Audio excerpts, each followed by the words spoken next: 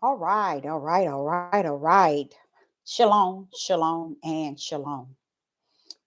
Peace in the wilderness with Ahaya Ahaya.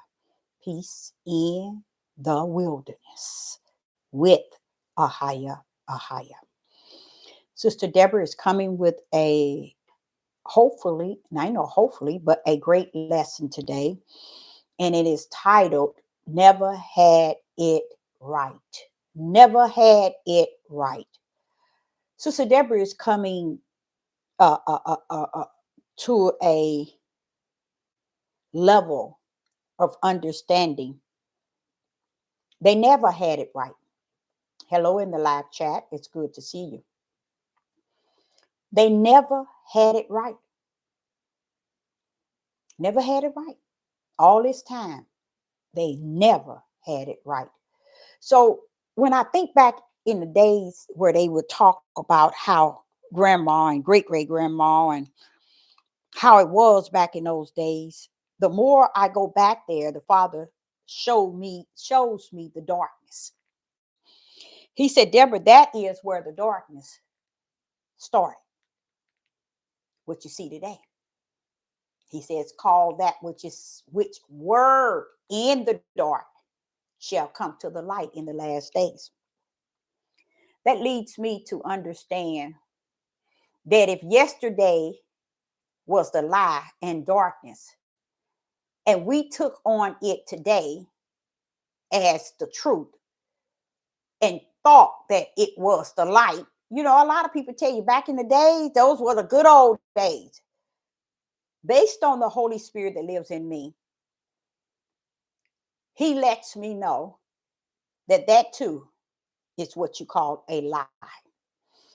What made it good was there was a lot of things took place that millions got away with darkness, wrongdoing. So he's saying that's why they make it so good, is because that's when everything that's darkness was cutting up from the floor. But the thing about it, they got away with it. That's what made it so good. So what I learned today is I wanted to go live at 7 p.m. Central Time. And I wanted to go live breaking down old hymns and just getting in it and just like not so much as singing it, but yes, kind of breaking it down. And I got into it and I began to listen to a lot of old hymns. Even Mahalia Jackson, I think that's her last name, Mahalia Jackson, and many old hymns back then. I just was in the kitchen just listening to it, but I was at the table with my pen and piece of paper, wanting to break these things down to bring forth a different message today. But what the Spirit said to me was very powerful. He said, yesterday sound as if it was worshiping me, it was praising me, it was glorifying me, but it wasn't. He took me back to Holborn, where I used to live, and he said, now remember when you were listening to these songs that was really touching you, and I told you that you need to really listen to the words. And he had to take me back. That's what the Holy Spirit do. He'll bring things back to your remembrance. And that's what he did. And I said, yeah, yeah. He said, well, that's how it is in the reality of yesterday. So as I was sitting here listening, he was sharing with me something that was so powerful. As I was listening to all those songs that made you cry, those type of old hymns that make you cry, make you just feel so, so you feel so good. And it just really touches you.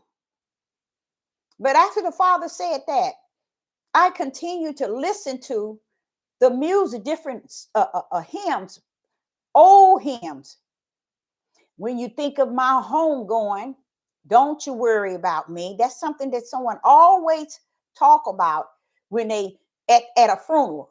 If you hear my home going, mm, mm, mm, don't you worry about me. Now, who gonna be worried about you? And why are you saying, if you hear my home going, you gone? So the Father was sharing with me, I won't complain. Remember that song? I won't complain. It says, God been so good to me, more than this whole world or you could ever be. He's been so good. And Mahalia Jackson, all these songs. And I'm like saying, wait a minute. When I was finished, y'all, listening to them old hymns, I said, Father, I get it. It's deeper than when I was staying on Holborn 30 years ago. I see what you're saying. He said, so that could be a topic. They never had it right. So when we look at the people today and we hear the songs that everybody put out today, and you see it's all about the flesh. But guess what, y'all? The ones we thought was in the church with our grandmothers and our mothers and our ancestors, guess what? There was nothing that praise and worship the Most High Yah. It'll blow your mind to listen to them. Guess what it did, y'all? I listened to about 15 of them. And each one was exactly the way the Holy Spirit said it was to me. He said this to me. He said the songs speaks to the flesh and not the spirit of an individual. For the songs in which they speak it, sing it, they think it's touching the people by spirit, but it's all have to do with the flesh, because all the songs lead to me. Listen to that song. Just listen to it. Just go back and you hear it. He says, you don't hear Deborah praise and worshiping me. That's his whole point. They never did it right. They never had it right. So can you expect today to have it so right if yesterday didn't have it right? No, said the Most High.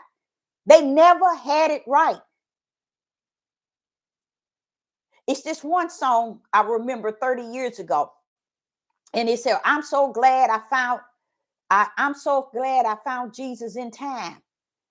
I am so glad that I found Jesus in time. That was what he took me back to. He said, when he revealed to me, when was Jesus lost? But I like the song because it sounds really good.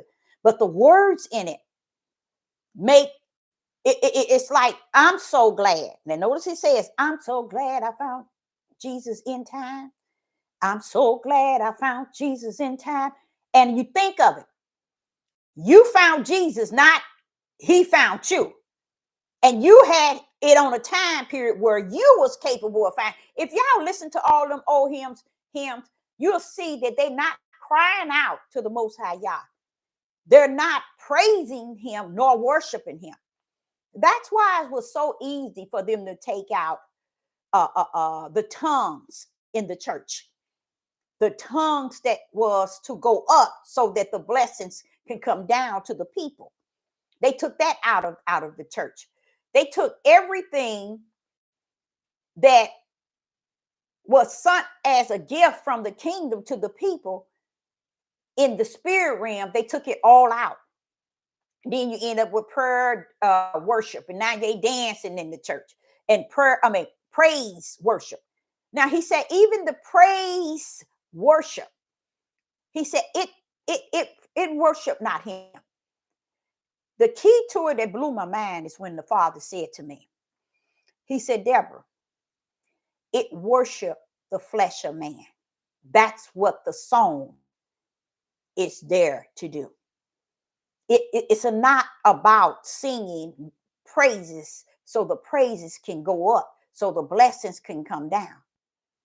It's about singing to the mood swings and the feelings of those that's out in the audience listening. He said, they will never praise and worship unto me. All you have to do, Deborah, is listen to the words. And as I listened, I said, I knew that he taught me that 30 years ago.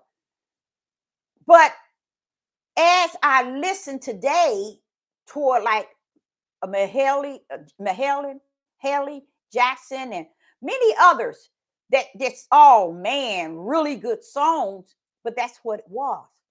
It was about speaking to the outer man. It was about speaking to the outer man and the inner man. But basically the outer man, but it was also for the inner man. Guess what? That don't make sense. Why? We were supposed to be singing praises and worshiping to the upper man, not the lower man. And he's not a man, but to the upper, the one who sits on the throne. He sat on the throne and didn't get no praise and no worship. So he's saying that that's the same thing they have always done.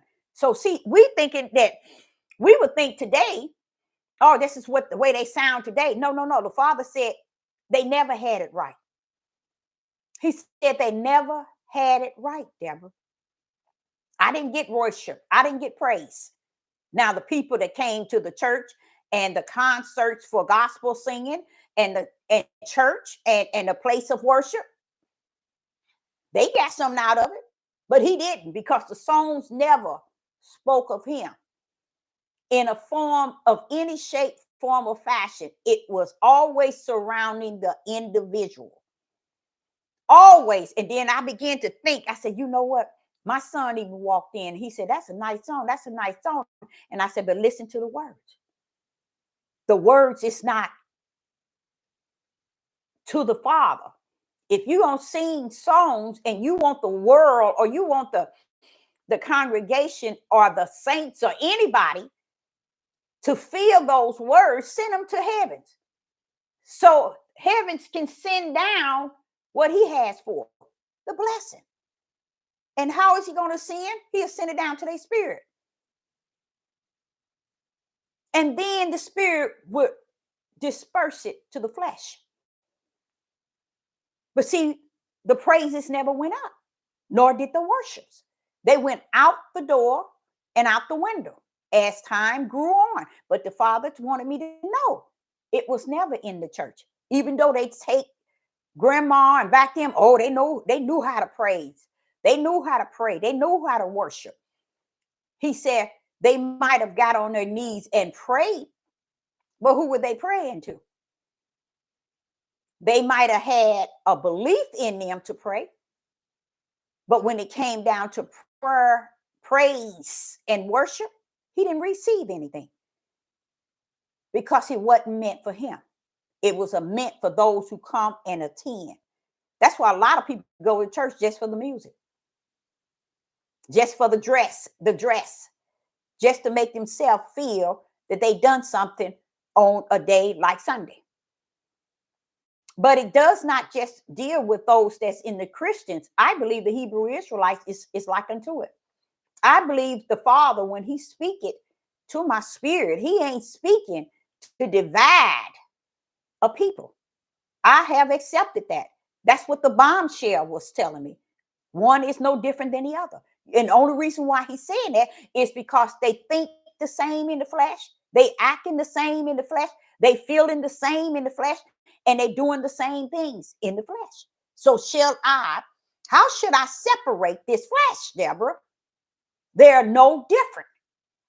Had not I sealed minds in the spirit before they got down here, I wouldn't have had nothing. That's why he's going to shorten time, y'all. A lot of people don't get that. And they never will. And guess what? He said it ain't meant for them to. That's how far one can be on the left thinking they on the right. And that's kind of scary. Here you are on the left, and you so assured within yourself that you are on the right. You see?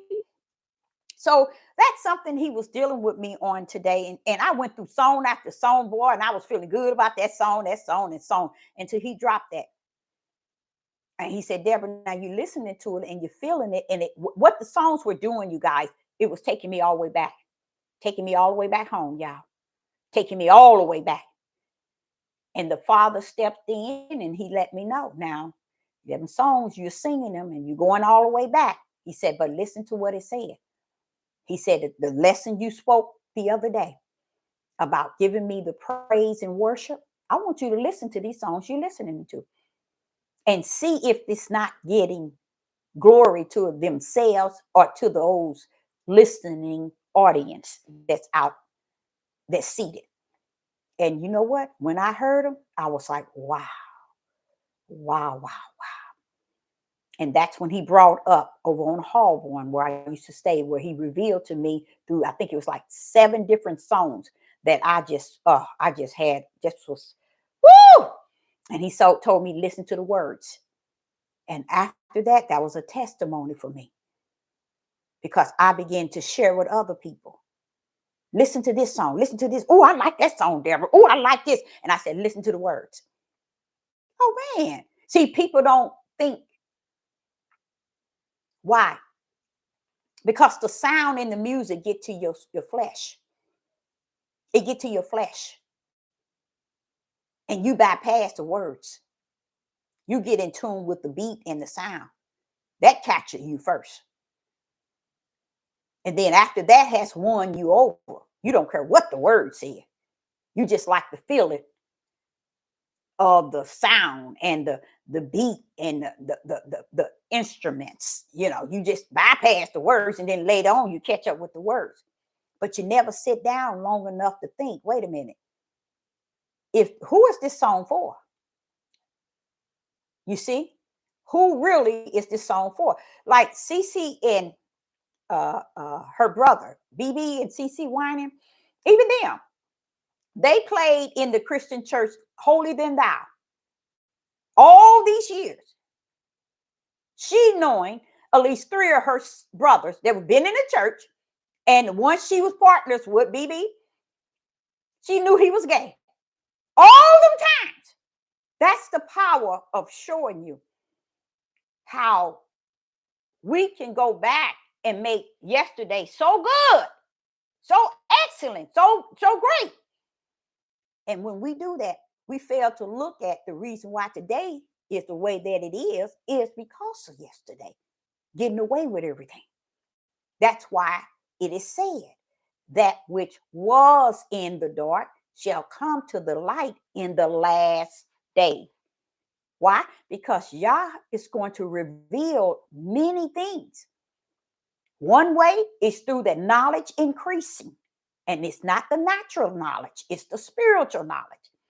So you would know that message that I upload today, there was a lot of knowledge in there. That was a good power puncher. You know? Want me to tell you why? Because I learned something. That's why.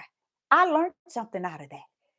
And I even was thinking today, and I made a run, and I was thinking to get today while I was driving, in how y'all would not keep giving me knowledge and increasing the knowledge within me if I was not a individual that can be taught, that can listen, that can be silent and hear. It's no way. He would waste his time trying to teach me if he thought, now I'm talking about the Father, I ain't talking about nobody else, that Sister Deborah really feels she knows everything. Really feel that can't nobody tell her nothing. See, the Father knows already. That's not what he invested in me. He don't visit me like he did 5 o'clock this morning. He does not deal with me with messages. Here I am thinking I'm singing all these old hymns and hymns, and I'm just feeling good. What happened? Bam, here he comes. You see? Why would he do that to a person that would think that is tied up in themselves and you can't tell them nothing? I ain't never been where you can't tell me nothing. But what I know, I'm going to stand on anybody's mountain and proclaim it. And I was in the car thinking of that today. And I said, wait a minute. Just that thought, Father, that you always instill in me and allowing me to learn, you know, every day. And I can use it, Father, as a testimony that you are dealing with me every day, teaching me things. You think I can really get on here and do me? I don't think so. It don't work good at all. But I can do him that is in me, and what he gives me, I can do it better. You see? So I look forward to what he has to share with me or give me. Never is it something that I knew to the point where he's giving me it again. No. When he gives me something that he knows that he's given me before, he's clamming on top of it. Meaning you ain't finished it, baby. You don't know. Let me give you this. So today, that's what he did with the music. And in it, he said, guess what? They never knew. That's a powerful statement in the year 2024. That's a very powerful statement to the whole world. Honestly, y'all, that a creator can actually say that yesterday didn't have the praise and the worship, nor do today. That's a powerful statement, but it's coming from from all power. That's what makes it so wonderful. The statement is coming from all power.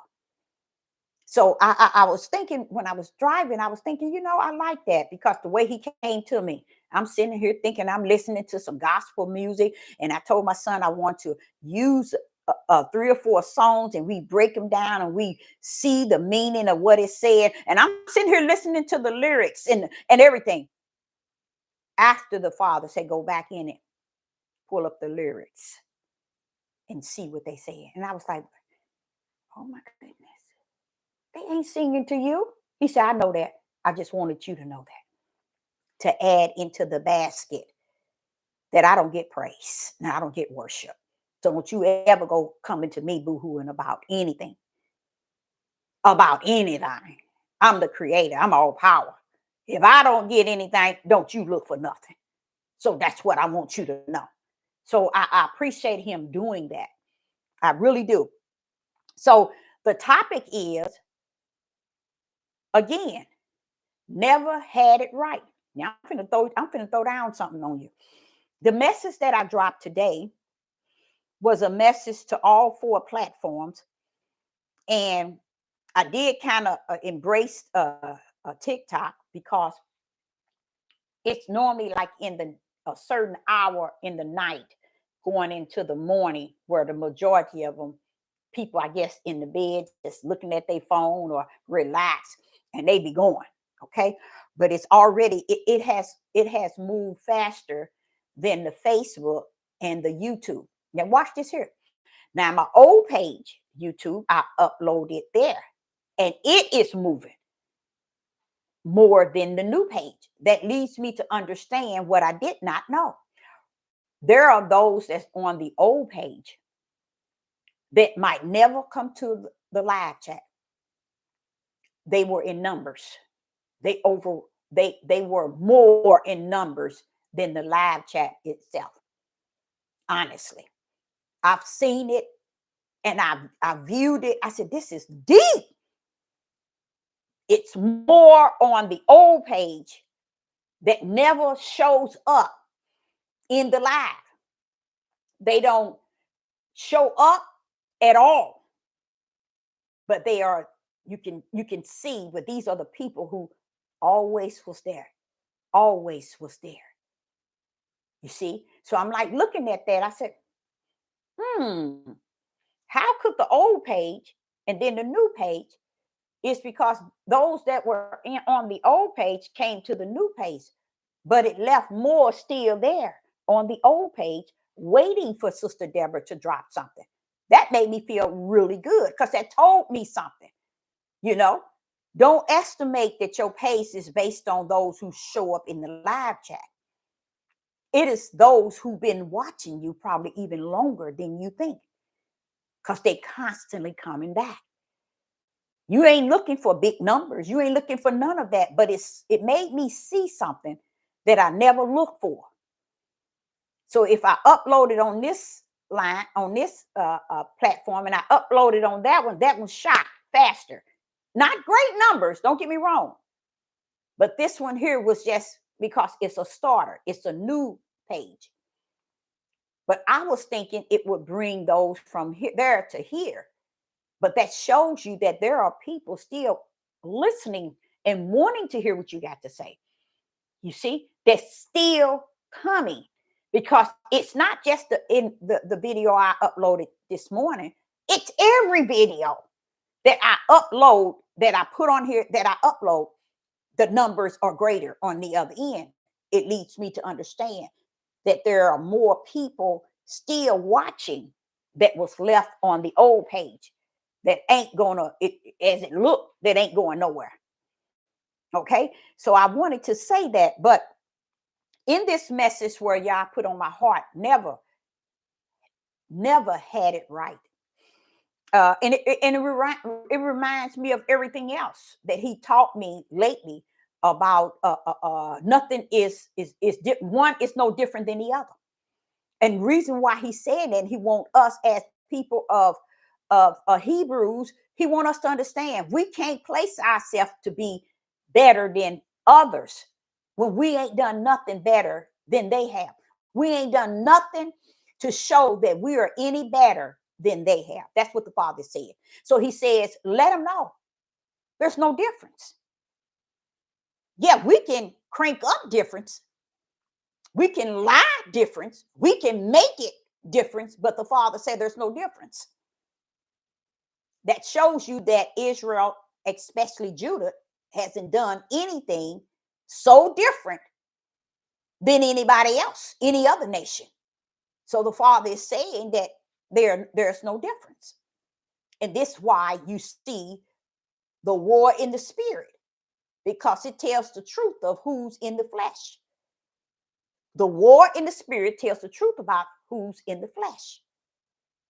And if it's saying, okay, I'm warring in the spirit and it's spilling over and showing my identity in the flesh, and the Father saying, you see, Deborah, there's no difference. Because the spirit of all nations and Israel and Judah is warring in the spirit. You see what I'm saying? And in the spirit, there's no Israel, Judah, Russia, China, not in the spirit, just as is no flesh. See, you only that in your flesh. In the spirit, that's not who you are. You get what I'm saying? That if you think about going to Mount Zion, and I thought about it too. I said, now wait a minute, hold up. You're gonna be doing a lot of things up in Mount Zion. What are you doing with that? Woo, you're gonna be a lot of things. Why he doing that? Because he don't want nothing of who you are. No part of you. Anytime the Creator tell you he gonna take out your heart and do a heart surgery and put in a new heart. Come on now, y'all. Putting in a new heart in my flesh, Father. Come on. You see? Oh, he said he's gonna give you a spirit and a heart to your spirit, but I'm gonna put another heart in you, because you got to live another 1,000 years in glory. That's in Mount Zion. So I'm just thinking about how he said he's gonna cleanse your filth, your filthiness, and all of this. Why is he doing all that? It's because of what he told me. One is no different than the other.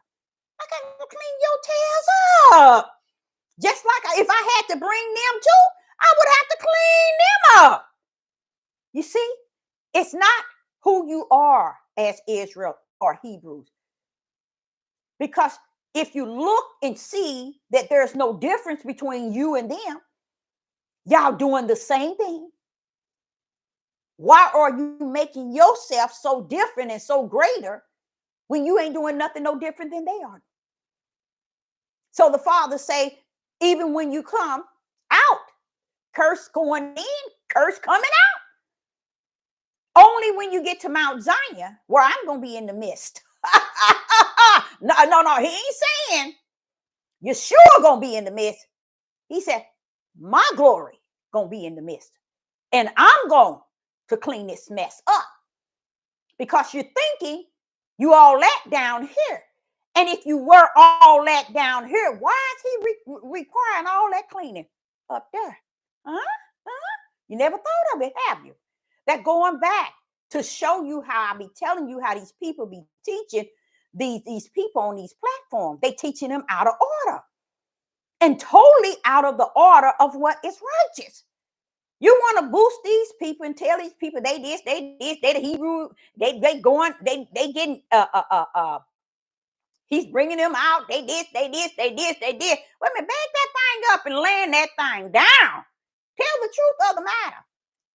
You are ugly people. And that's what Sister Deborah keep telling y'all. Now, what is Sister Deborah telling y'all? Watch this here. Don't lay it on them, Deborah.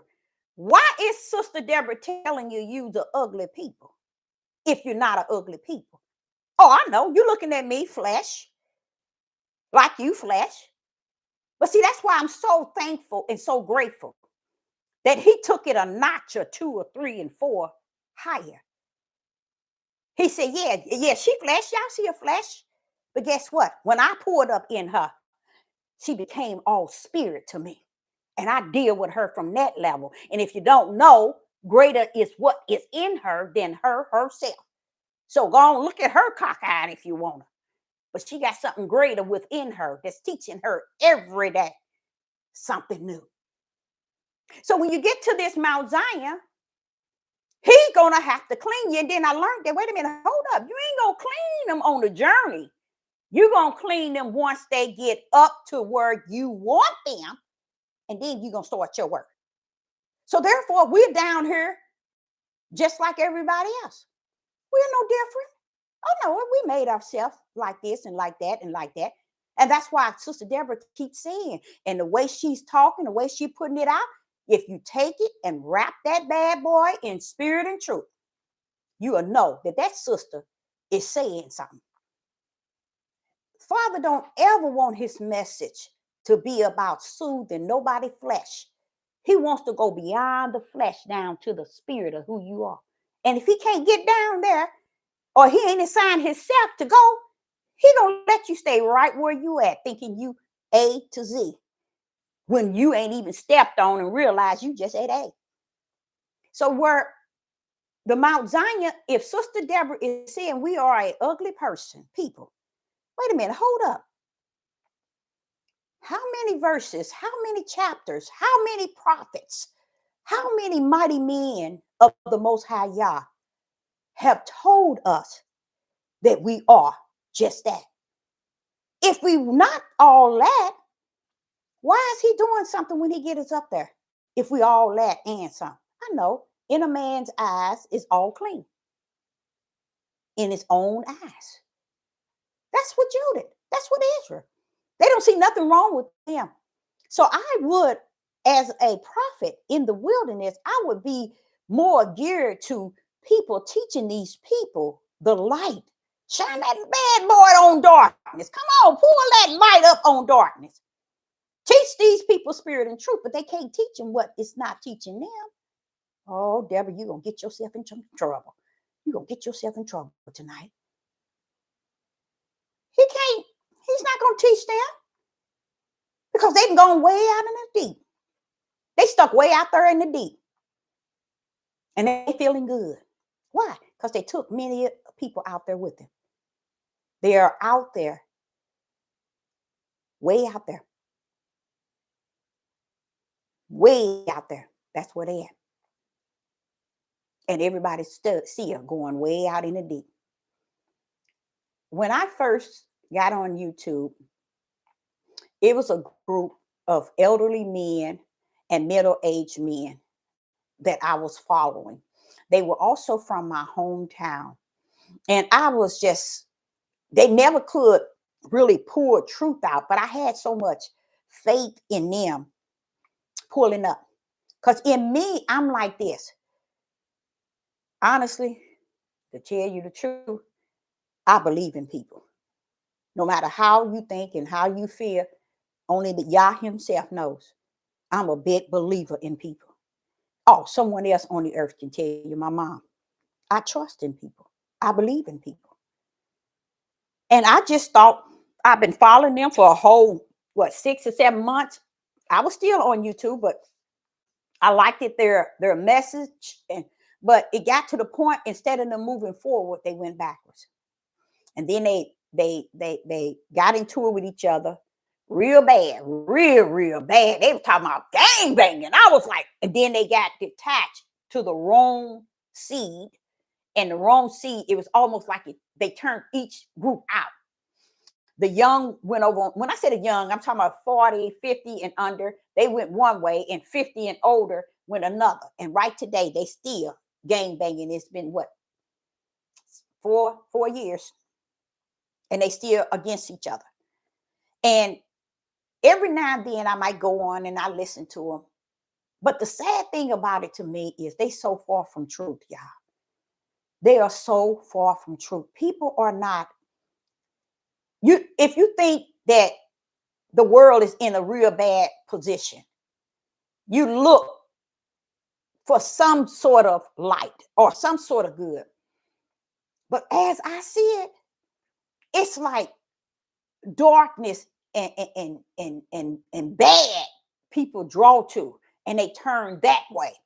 And I'm like saying, what? Wait, hey, where y'all going, bro? Y'all supposed to be going this way. Oh no, we going this way. I'm just sitting that as an example. And then I look up again a year later.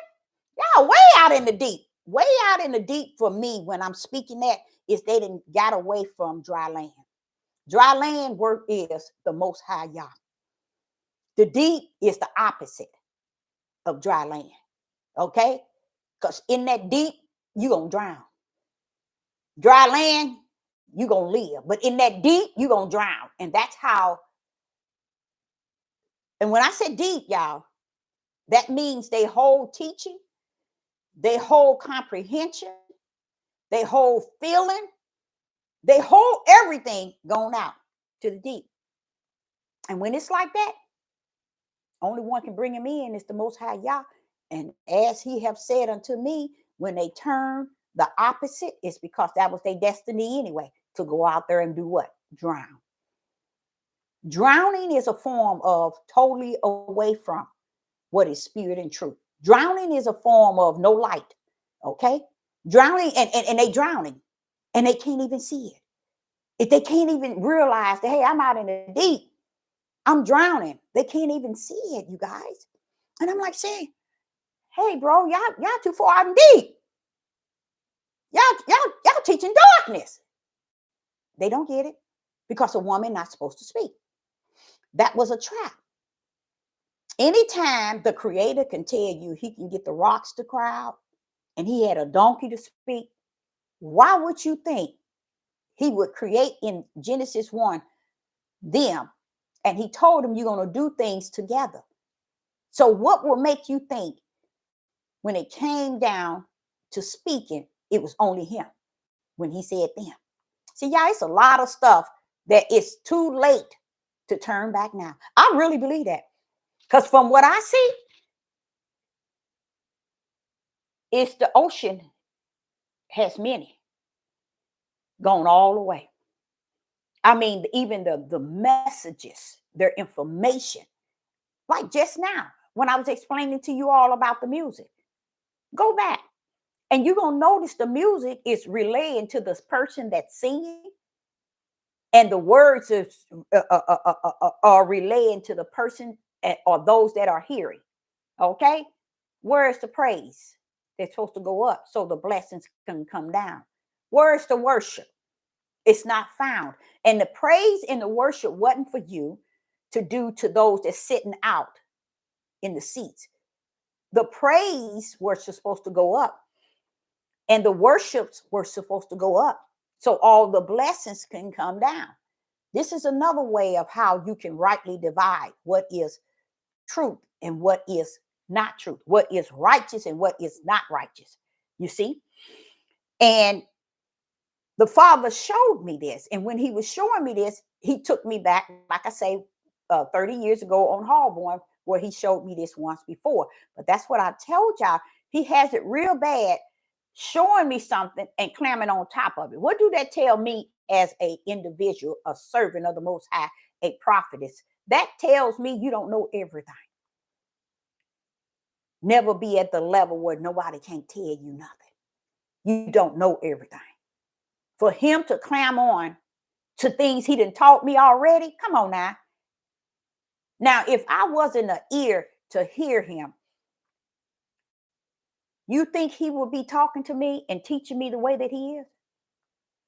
That's why I say I am so grateful to just to be in the number. If I ain't in nothing, I don't care about if I don't get to Mount Zion. If I ain't, if just I know that I know I'm in that number, you guys. It's no way the Creator would be dealing with me every day, clamming on top of what he done taught me. And then you sit back and you think, well, okay, well, he didn't teach me that then, but now he's telling me he added. It's where we at, y'all. He's spoon fooling. He's spoon feeding me. He don't give me all of what's in the bowl. I'll give you this 10 years, this 20 years, this 30 years, this 40 years, this 50 years. I'm spoon feeding you because it's never was meant for me to give you all at one time. Nobody's on the earth that knows it all. But the danger of it is when one that has appointed and been anointed and know that they are, that have embraced and saluted the gifts that Yah has poured in them, for them to turn away from all that he has invested in them, to turn any in every direction that comes before me, I can't because I know that he's greater in me. If I go left, he's gonna pull up on right and say, where you think you're going? I was in the car today, very emotional, because I was telling him, Father, it just seems like when I take one step, I go back 5. Why is that? I tell him that. I say that to him. Why is you doing that? Why are you allowing me to take one step and I go 5 steps back? You know, it's to keep me where he needs me. And that it's not to move forward, but to stay back where he has me. Because that place he have me is where he teach me from. He schooled me. He revealed things to me. Back, and it's off the chain, you guys. I don't care. When I upload this video on YouTube, not on YouTube, on Facebook, and I can just imagine those that's going to be on my Facebook, they're going to melt. They're going to melt because they're going to hear something that they never heard before. And I knew it. I knew they was going to get something they never heard before because it was really for Facebook. I just uploaded it it was for Facebook and Twitter, and it wasn't for my YouTube. But the Father had put it in me, and he had broke it down to me as the twos, and breaking the twos down. And guess what he did again, y'all? This morning, he also got on top of it. He got on top of that bad boy. Let me tell you one of the verses he got on top. He said, Deborah, you know, in their words, in the book, the Bible, it says, study to show thyself approved, rightly dividing the word of truth. He said, you see two twos in there, don't you? And I was like, study to show thyself. Okay, there it is. Thyself is flesh. Rightly dividing. Nope. Spirit and truth is the other one. There you go. Flesh and spirit and truth. It has to be divided. That's why the word divided is there. Study to show thyself. Thyself is thy flesh. Thyself is thy own flesh. Rightly dividing. We're going to do this thing right. We're going to do this thing right. Rightly dividing the word of truth. You see, the word of truth is spirit and truth. He wants you to separate it. That's why I tell y'all the Bible is not the word. It has to be him that is the word. That was the promise, that he would come and be a comforter and teach us all things. All right. So therefore, we have to see him as one that's coming or have come to teach us all things. And we study still. That's why I say don't ever give up the Bible. It's a study guide, a learning guide. And if you put the two together, guess what? The Ruach will show you things you never know. And that's why today I speak unto you what he said. They never had it right. They never had it right. You see?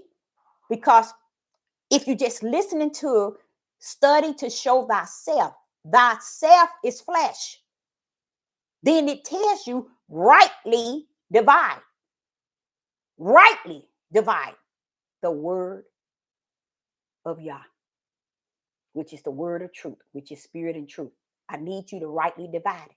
Why? Because when the spirit of truth come in you, he's going to divide that thing for you. Okay? But he wants you to know the study guide is there to study. I heard the brothers today teaching, the one that I used to follow.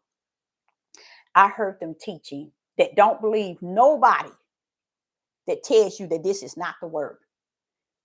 If someone says it's been smeared, it's been tampered, don't y'all believe it. You know why, y'all? You all out there have no idea. This is all they had to battle you. This right here is all these people on YouTube had. This is all they have. So they battle you with this. Because that's all they have. They got all their subscribers battling and teaching you this. They got all their followers coming out of this. They got all their support coming out of this. That's why they can't afford no one to say they got it wrong. You see? They can't afford it. Don't let nobody tell you it ain't true. Why? For 20 years, I've been telling people. I've been on this devil platform telling people what it says, and it is the truth. Ain't nothing in there wrong. When they said that, I was like, so you really saying they going too, they're not think they going deep, they gone, which was already said. This here has caused everyone on these devil platform that's calling themselves knowing a higher power. They use this right here to get to where they're at. And where they at? In the flesh and not in the spirit. They're in the flesh and not in the spirit. Because when he said study, this book is a learning and a study guide. It is needed. We need a study guide and a learning guide, because there are things that Yah allowed to remain and didn't let the power of man erase. Why? Because he knew if you would tarry and wait for him, he would come and he will reveal those things unto you. And y'all, you know what it is? It's a spiritual thing. It's not a natural thing. That's why you can't win people over by the book. You can't win them that. Those that you win by the book are those who are born of the flesh. This book is studied to show thyself. That means your flesh approve in the way you study it, rightly dividing the word of truth. That's letting you know something needs to be divided. And how can it be divided? By he that is all truth, the Most High Yah. We have to look for the true teacher, not assume we got the true teacher and we just going based on what everybody say did. Let me show you another one. Okay. Now, you have heard in time past that life is in the blood. Have you not? Father, this is just, this is just too deep. This is too deep. They missed it again. They missed it again.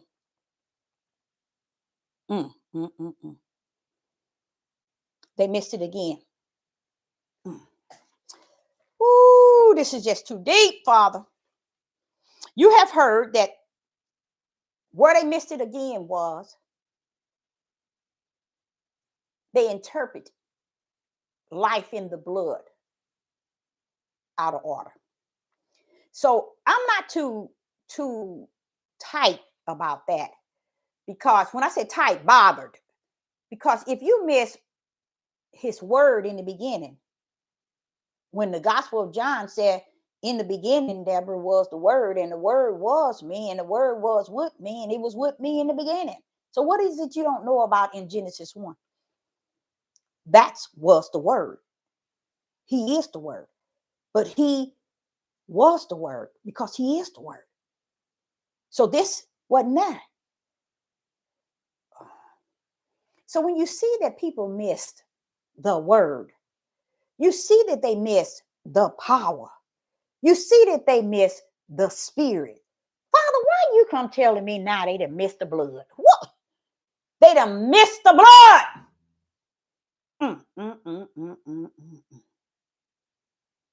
Let's go. Here we go. We're finna rumble. Let's rumble. Colossians chapter 1. Colossians chapter 1 and verse 13 through 14. You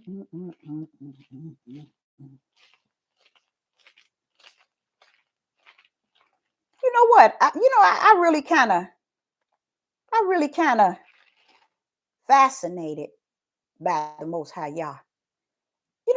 Just how he allowed some things and many things to be taken out of order and smeared, but not enough to take away the power of what he said. Oh, Father, yeah, you awesome. I am so grateful to have he that sits on the throne being he that sits on the throne. I'm grateful to have him. I am grateful that he exists, you guys. Ooh-wee. Now, we're going to Colossians chapter 1, verse 13 and 14. Let's just read. Who have delivered us from the power of darkness and has translated us unto the kingdom of his dear Son. Verse 14. In whom we have redemption through his blood,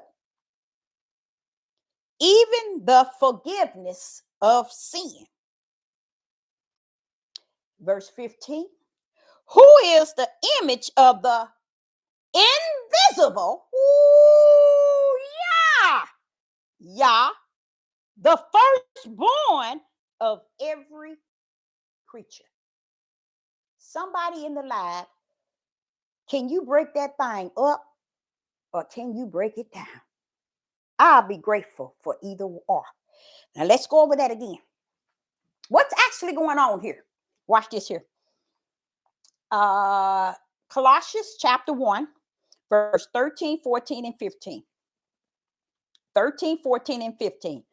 Who have delivered us from the power of darkness and has translated us into the kingdom of his dear Son. Of his dear Son. 14. In whom we have redemption through his blood, even the forgiveness of sin. Ooh-wee, ooh-wee. Now watch this here. 15. Who is the image? Who is the invisible, image of the invisible, Yah, the firstborn of all creatures. Come on now. What's going on there? Anybody? Okay. Yep. They do worship the book. Yes, I heard that. Okay. Hamashiach. You're right. But 15 is actually calling out Hamashiach. So that's very good. So you're right. But you see the blood. Okay. We have redemption through his blood. Even the forgiveness of sin. Then it says, who, now we talking about that blood. Now watch this here. Who is the image of the invisible? Yah. It's Hamashiach. That's who it is. And as we go on, that's right, Christ, the power, there it is. That is exactly correct. Okay. This is not talking about, you guys, blood, as you know, blood, like the blood running in your body. When he poured up, life is in the blood, he was teaching us to not eat animals or things that have blood and then eat or drink the blood. So a lot of people who eat rare, medium rare, they're tampering with the order in which he said, life is in the blood. He wasn't speaking to us. He was speaking to animals. You see? Now the mission of Christ, he wanted you to know it was not like the natural blood. It was the spiritual blood. See, we're looking at what he says, that life is in the blood. And what we're going to learn today, all of that was a lie, how they teach it in the sanctuary. How the priests, the pastors, the bishop, all of them, they teach us that thing. So let me tell you why. Oh, I shouldn't even let Satan know, but so what? He's stupid anyway. It don't matter. Why do you think darkness always tampering with blood? Today, I want to let you all know the number one blood that they tamper with today in all this darkness. They've been doing it for hundreds and thousands of years.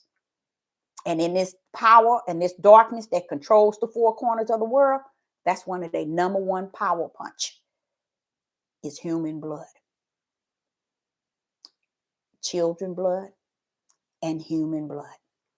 They take of it because they're too ignorant to know. They got it wrong, y'all. They had it wrong. They think life is in the blood. So they figured if we can drink this blood, because he said life is in the blood, if we can drink this blood, we can gain power. We can gain power. Because they think the blood holds the power to life. You see what I'm saying? Because they got it wrong. Let's go to Leviticus. Leviticus chapter 17, verse 11. In Leviticus chapter 17, verse 11. And we're going to go on down to 14. Should I just go to 14? Let me see. Leviticus chapter 17. No, and verse 11. And come go with me here. Watch this here. In Leviticus chapter 17 and verse 11. For the life of the flesh is in the blood. And I have given, I love that, I have given it to you upon the altar to make an atonement for your spirit. For it is the blood that maketh the atonement for the spirit. What Yah did is he gave them the altar where they can shed the blood for their sins. This is what he's talking about. Look look at what it's saying, verse 11. For the life of the flesh is in the blood, and I have given it to you upon the altar. That means sacrifice, y'all. Watch this here. To make an atonement for your spirit. For what? For it is the blood that maketh the atonement for the spirit. They got soul there. But it's the spirit. Why? Because y'all don't give a rat's behind about your flesh. So he allowing you to sacrifice at the altar. He said he's giving you the altar for you can take that flesh, which that individual, that animal that you sacrifice, that blood is in the life. Now let's continue. Verse 12. Therefore I say unto the children of Israel, no spirit of you shall eat blood, neither shall any stranger that sojourning among you eat blood. That means, what do you mean? Flesh, the animals that they have, don't eat the blood, rare nor medium rare. Eat that stuff well done, okay? So he's telling them, don't eat nothing among you eat blood. Listen to verse 13. And whatsoever man that be of the children of Israel or of the stranger that sojourning among you, which hunt, there you go. He talking about animals, y'all. He said that which hunt and catch any beast or fowl that may be eaten, he shall pour out the blood thereof and cover it with dust. That means pour the blood out of the animals that you hunt and you kill. You see? And you take them and sacrifice them on the altar. But the blood is still the life of that which you sacrifice. So get rid of the blood. Okay? So when you hear them say, for the life, for the life of the flesh, he's talking about deer or whatever you hunt for or whatever you have, animals, y'all. For the life of the flesh is in the blood. So man took it and they believe that life is in the blood, and it is not. It is not. Now you pull over to Hamashiach, then you'll find a different blood. We're going to get there. But let me show you this. So watch this here. He's telling you in 13, and whatsoever man that be of the children of Israel or of the stranger that sojourn among you, which hunt and catch any beast or fowl that may be eaten, he shall even pour out the blood thereof and cover it with dust. Why? Because when you take it to the altar to sacrifice, he don't want the blood to be on the sacrifice because it's a part of that animal's life. So what did he say do with it? He said thereof and pour it out the blood thereof and cover it with dust. You have everybody teaching this thing. Life is in the blood. Stand your clown tails down. See, they thinking they don't want to teach it the way he's telling it. They want you to think that life is in the blood because it holds a lot of power in saying that. I don't know if y'all know that or not. It's like it's not a spiritual, it's a stupid power. And that's why the darkness sacrificed y'all, in case y'all didn't know that. That's why they drink blood of children and human, because they feel it has given them the power to have and rule the world like they have. They really do. Why? Because this same verse. They too ignorant. And within themselves, they don't understand the power that you have is only what Yah has ushered to you. Okay? Because he got the will for his name's sake. So you can't bust out of that will And you can't go beyond his namesake. Everything got to line up what he has orchestrated. So get back in line somewhere. So this is what they do. They psych themselves to believe that it gives them power because they can take your life. That's one. And they can drink your blood. Because now they have your life in them. That's their mentality. That's witchcraft and sorcery. You see how evil that is? Now watch this here. Verse 14. For it is the life of all flesh. All flesh. It is the life of all flesh. The blood of it is for the life thereof. Therefore I say unto the children of Israel, ye shall eat the blood of no manner of flesh. So he's still talking about flesh from animals, sacrifices that he was letting them bring to him for atonement. You see, he was telling them, drain that blood, because long as that animal got that blood in it, he still got life. Because the life of those animals is in the blood. Drain the blood and put it in the hole and cover it with dust. Now here in 14, it breaks it down that he's talking about animals. Because here he says in verse 14, for it is the life of all flesh. The blood of it is for the life thereof. Therefore I say unto you, children of Israel, ye shall not eat. There it go again. The blood of no manner of flesh. Okay? See, we thinking he talking about us, telling us the life is in the blood. Why would y'all have his breath in your blood when you need your blood for your flesh? You don't need your blood for your spirit. Woo! Debbie, you're going to get yourself in some trouble. Okay? So it says here in 14, ye shall eat the blood of no manner of flesh, for the life is of all flesh is in the blood thereof. Whosoever eat it shall be cut off.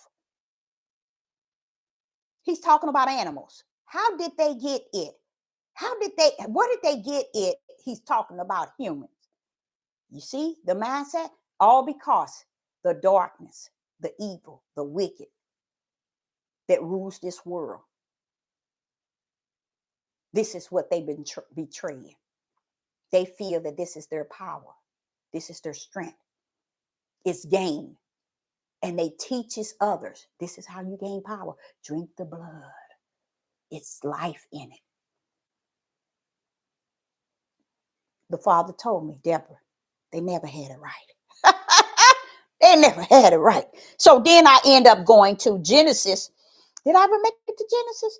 Genesis chapter 9 and verse 5. I don't think let me see. Let me go and read it. I don't know if I covered Genesis chapter 9 and verse 5. Genesis chapter 9 and verse 5. And it reads, Genesis chapter 9 and verse 5. And surely your blood of your lives will be required. At the hands of every beast will I require it.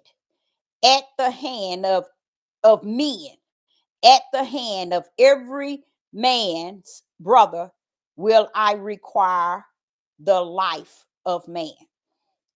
Now, he's still talking about food. Let's go up to 3. We're going right back. No, we're gonna go to 3 and we're gonna go all the way down to 4. Genesis chapter 9, verse 3, 4, and 5. Every moving thing that liveth shall be meat, okay, for you, even as the green herbs have I given you all things. Watch this, verse 4. But flesh with life thereof, which is the blood thereof, ye shall not eat. He's still dealing with blood as far as an animal and not the blood of human. Because I myself knows that there is not life in the blood. Because life was before the blood and the flesh. So life ain't coming to abide in the flesh and in the blood. Life come to give you a spirit where it may cut on breath, your breath. And that's why when the breath goes, the spirit goes. And you just fall down as a man or a woman, flesh. So when he's giving you his breath of life, when he breathed it, he breathing into you a spirit, which is an image like unto him. What he promised he would do. And he did it. And we lied on him. We still didn't get it today. So the blood of the flesh is of the flesh. Where does it go? Anybody know? We know that he's not talking about our blood, because our blood, the mortuary, they drain it out of the flesh so they can embalm you. They drain all the blood out just so they can embalm you. So you see, the blood of your flesh has no connection to the Father. It's connected. The blood of your flesh is connected to your flesh. Your heart is an organ. It creates the blood. That's how you got bone marrow. It's the heart beating, and you got your heart, how would I say it? Pumping the blood that goes through your bone marrow. You see? But all of that is flesh. So ain't no life in no blood. Because if that's the case, we better go down there to the morgue and tell them life is in that blood you draining. You get what I'm saying? So we need to get it right and stop thinking that things is just as simple as we read it and we proceed it. These are people who don't have the Holy Spirit. Like I sit and try to explain to y'all, he's constantly teaching me and revealing to me and chastising me and disciplining me in everything I say and I do. He wants me to know right, y'all. That's how I feel about him. He wants me to know what is right. He don't want me out here on this earth not knowing who he is, who he was, and who he's going to be. That's why he hit me at the age of 4. Why is he doing all of that? Because I am who he say I am to him, not who man say. Now watch this here. The Gospel of John, chapter 6 and 54. So all these times in the Old Testament, life in the blood was only speaking of when you sacrifice for your atonement, you have to drain the blood. Let's say, for instance, he couldn't get him to do right, y'all. He just couldn't. He told him, okay, if you sin, I tell you what, sacrifice this. Bring it to the altar and sacrifice it. And I forgive your sin. And guess what? They couldn't. They had to do the same procedure. Drain the blood. Don't bring nothing to the altar before Yah. And sacrifice it when it has the blood. So they had to drain the blood. Do you know those people went, sacrificed, he forgave them? They went back and did the same sin. See, it was no end for these people, just as it is today. We can cover it up and make it look pretty, like we're making everything else look good and pretty and righteous and upright and just and everything. But it's all in the dark, but we want to bring it and pull it in the light and make it right. And it's over, y'all. We can't even do that. So when I get to the Gospel of John, what I'm trying to do is to show you how they never had it right. And how it also was meant. I like that too. I like that whole idea that it was meant, because that's why I'm so grateful, because it's like, Father, it's not over there saying, okay, y'all on YouTube, get it right. Say it right. Find the light. Go into the direction of the narrow gate. Speak spirit and truth. First and foremost, seek me. Cry out to me. Ask me to come in you.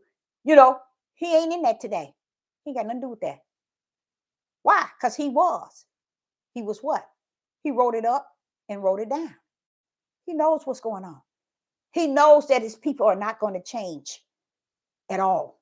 People are going to be who they are. I've seen that. And on this earth today, in the year 2024 and all the way back, I've seen it. People are not out here to go in no direction to the light. They are so content right where they at. Even if they got to make where they at light and they know it, they sitting in the midst of darkness. Can't wait to get off from work so they can get drunk. Can't wait to watch all this crazy mess and do all these crazy things. They can't wait. But yet they would take the light as they think they got it and try to drag it into darkness so it can make the light in them some light, since they feel it's that easy, it's that simple. And it's not. But in their thought pattern, that's how they think. Now, when I get to the Gospel of John, chapter 6 and 54, the Gospel of John, chapter 6 and verse 54 through 56. Oh, the Gospel of John, chapter 6, verse 54 through 56. What is going on here? Maybe we'll learn something here. Let's see. The Gospel of John, chapter 6, verse 54 through 56. It reads, "Whosoever eat my flesh and drink my blood has eternal life. And I will raise him up at the last day." Somebody come on, bring some clarity to that. If you only if you can. Listen to what it says. The Gospel of John, chapter 6, verse 54. "Whosoever eat my flesh and drink my blood have eternal life, and I would raise him up at the last day." Anybody? What is that saying?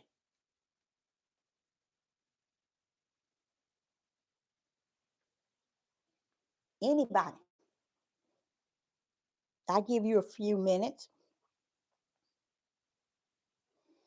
When we look at that,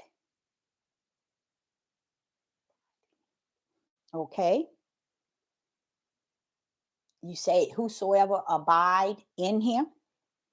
Okay.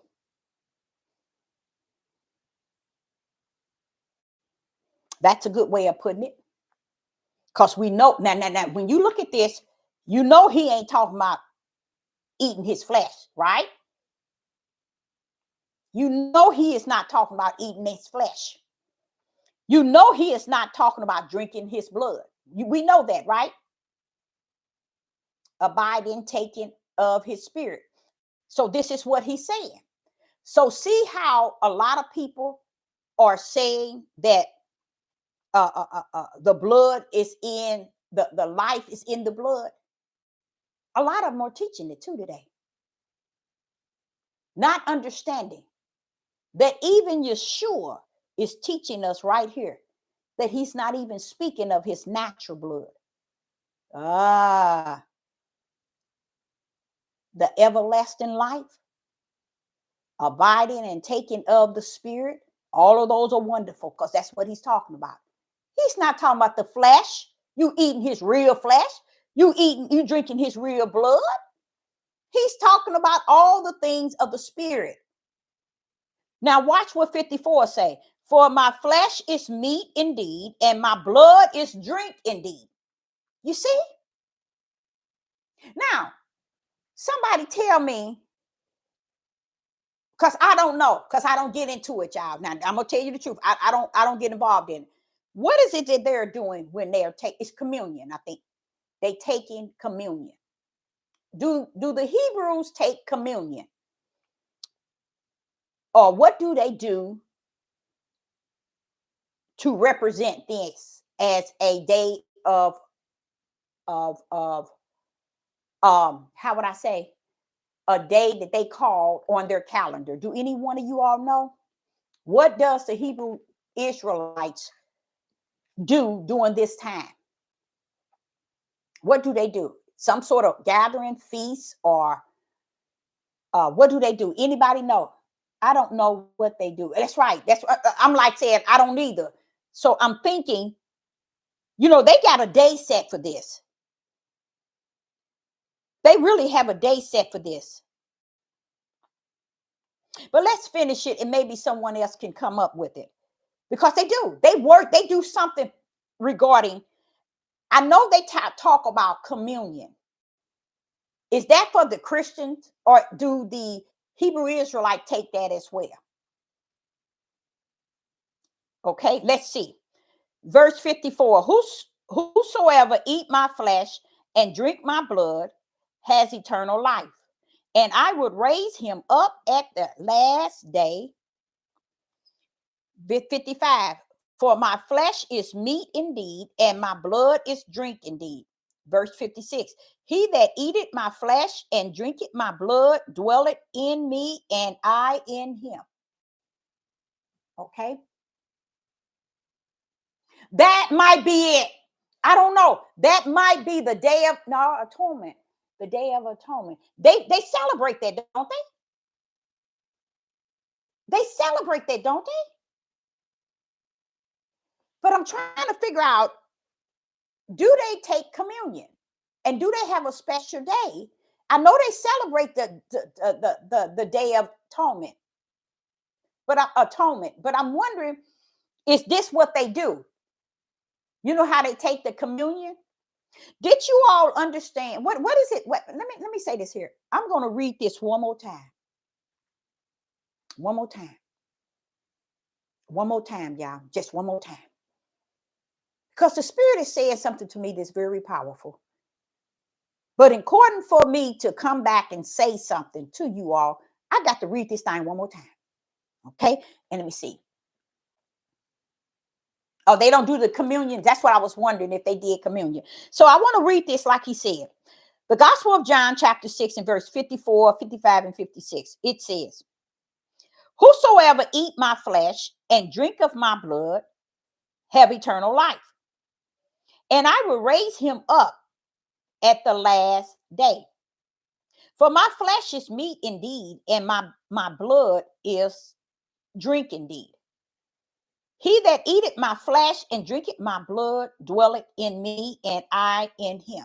Is that not communion? Is it what they use in Catholic and the Christian community? It's called communion, where they take the little cracker and get the little wine. Somebody help me out. Yes, that's what I was wondering. So do you know, James, if that is in the Hebrew Israelites, do they take communion as well? Because I'm getting ready to say something.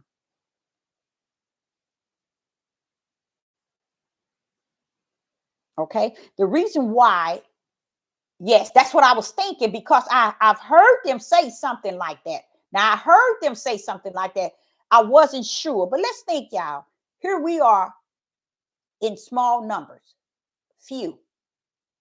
We understand he's talking spirit. How did they make it a flesh thing? What was going on where they feel that they can have some bread? Back then, I think they were using showbread. Was it showbread bread that didn't have yeast, and wine? Why would they take of this, y'all? Why would anybody take of this when it is spirit?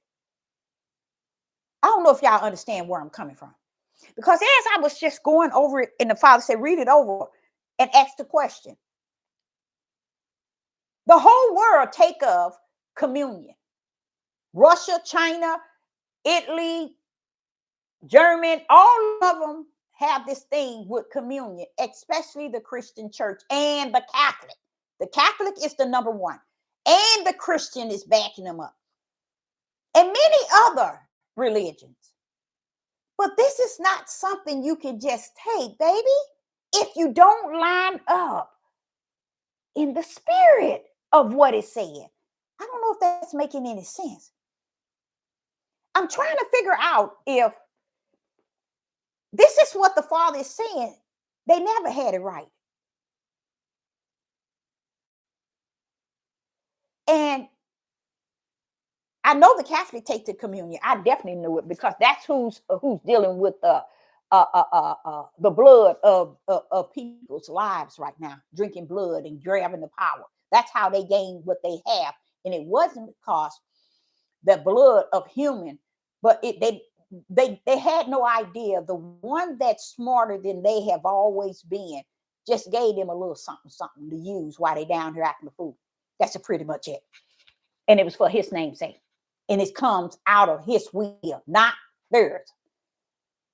Even Satan knows that.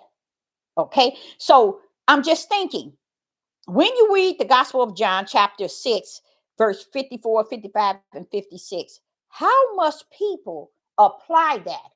How could you dare stand in a place and take communion? Or you do this here ritual without understanding that it's not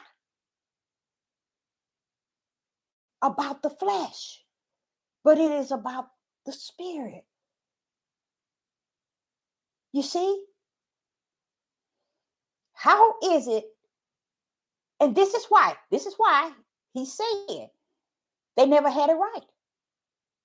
Because they think they can go into this book. Now, you see, this is the problem I'm telling y'all. They can go into this book. They can take this.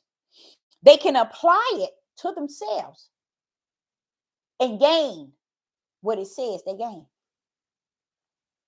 Not understanding. It has nothing to do with what you're drinking, your grape juice or your grape wine, or the piece of showbread or whatever that bread is, or crackers or whatever they take for communion.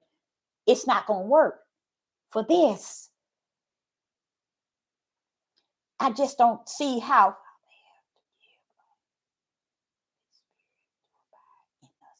That's true. That is so true. It's offering them also here in 54. It's offering them eternal life. And you and I should know by now, eternal life don't come from you taking communion.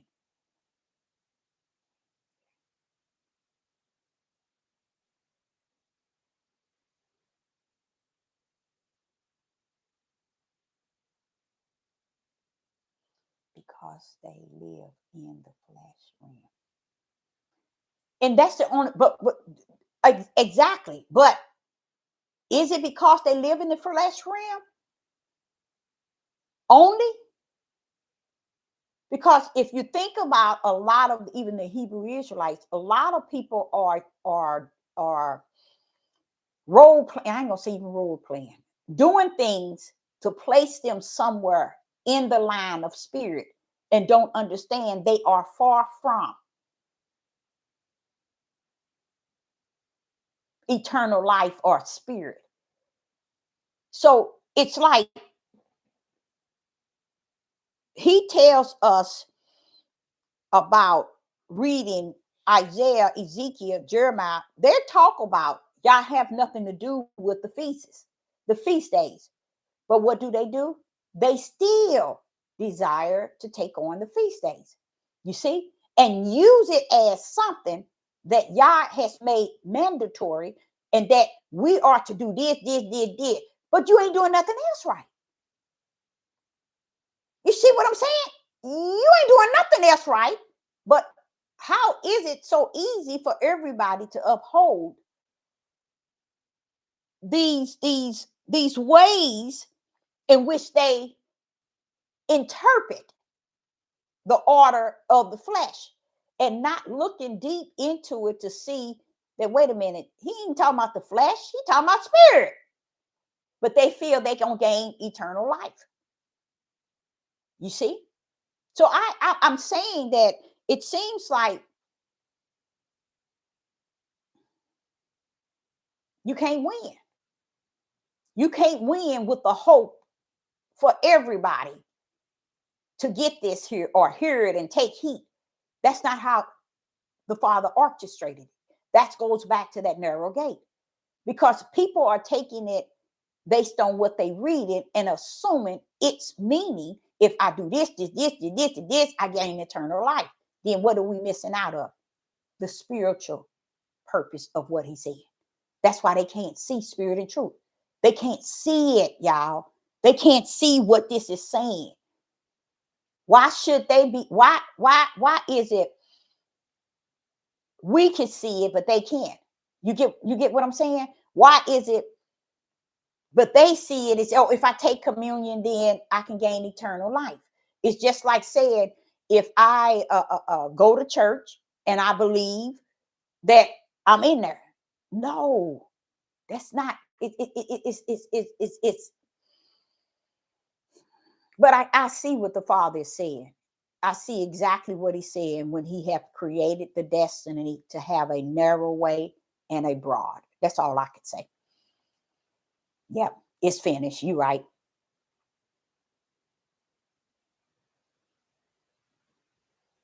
I don't celebrate them either. I don't, because they are so far off. Now they got where they have these fine clothes made. I don't know if y'all know that. And they parade like a stage down with their wives and children. They all have new things made for African, and it's not African color, but what they call our dress code. You see? And they're doing those things on the feast. A lot of drinking and a lot of partying in a way that any other world. So this is what the Father was saying to me. One is no different than the other. And when you can get that set in your mind, and what do you and when you set that in your mind, think of it as something Yah is saying. And then you can get what he's saying. Because none of us is doing anything different than the other. You get what I'm saying? None of us. So it's almost like one can't call the cattle black. Am I saying that right? No, I don't think I got that right. But the pot black or the cattle black, I don't know. But nobody can't say nothing because you are not doing anything no different. You got your own self tradition, your own self understanding, the way you want to see it, the way you want to perceive it. Everything is about how you going to live the thing in your body, never understanding that this is a spiritual thing. That get kicked to the curb, and everybody is working out their flesh salvation. Raven wolves, that's right. It's work of the flesh. The cattle can't call the pot. That's it.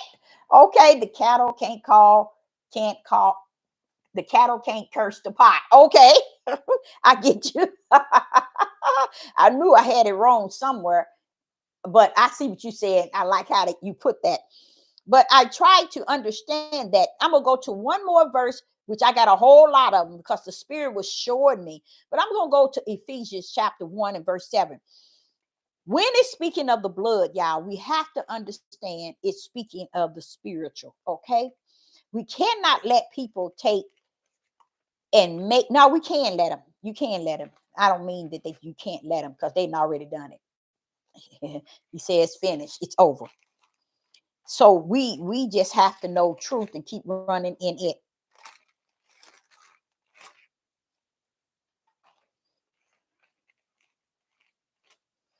Oh, Ephesians chapter 1 and verse 7. Let's see what it's saying. Ephesians chapter 1 and verse 7, and it reads, in whom we have redemption through his blood and forgiveness of sin according to the riches of his grace. Now that through his blood. You see what I'm saying? So we thinking that we are, life is in the blood as if it's speaking of Yeshua HaMashiach. It's speaking of animals. It's not telling us that life is in the flesh of men and women's blood. Because if life was there and not in the spirit of an individual, then we could still live because life is there. We know life is where the breath is. Ooh-wee, you're going to get yourself in trouble, Deborah. Life is where the breath is, and that is in the spirit. That's why when the breath stops, the spirit goes back to the bosom of the Father. No, not the no. When the breath goes back to the bosom of the Father, and your spirit goes into a sleep, awaiting the awaking for judgment. And the flesh just fall. That's it. Where do the blood go? Where the flesh? You see what I'm saying? So life is not in that blood. Now, when you come down to Yeshua HaMashiach, the sacrifice and the power of who HaMashiach is, we was won over through redeeming, him being redeemed. Yeshua redeemed us through his blood. And you really can't say through his blood, because guess what? What role did his blood actually play in as far as the fleshly blood? It was just to cover our sins. And what part of the sins? The sin of our flesh, y'all. That's it. It was the sin of our flesh. That's why he died for all mankind. For all the sin that we have done on the earth in our flesh. You see? So a lot of people don't understand the connection to Yah is going to always be spirit. Through the Son, Yeshua, through the Son, Hamashiach. It's still going to be spiritual blood when it's speaking, and not the flesh blood, because the flesh blood cannot redeem you. Okay? He can't die on the cross and redeem us. It had to be in a spiritual purpose for him to die on the cross. He got nailed to the cross. When he got buried, his blood was with him. You see what I'm saying? So we have to understand, when Yah is speaking, we have to connect more things to the spiritual realm than to the natural, because you can get lost placing everything under the natural realm. We give too much credit to the natural anyway. That's who's ruling the world. The natural. I will say that I think there's a time that is before us where we're going to see things for really what it is. I think we right now, we kind of putting who Yah really is on the back burner. And we are known to do that until we get in a situation that we cannot get out. Then we go calling and wanting to understand things and pray and want him to come and deliver. Understand, the things in which we understand in spirit and truth with the light in our right hand, it will take us a mighty long ways. Don't just settle for words and not the word. Okay? As the title said, they never knew it. And what does that leave somebody like me? Still waiting to hear another word from Yah, because it's finished. It's over. That's how far you think people can come back and understand the things that Yah always assigned to be in this order, this order, this order. No. And he knows that. That's why he says it is finished.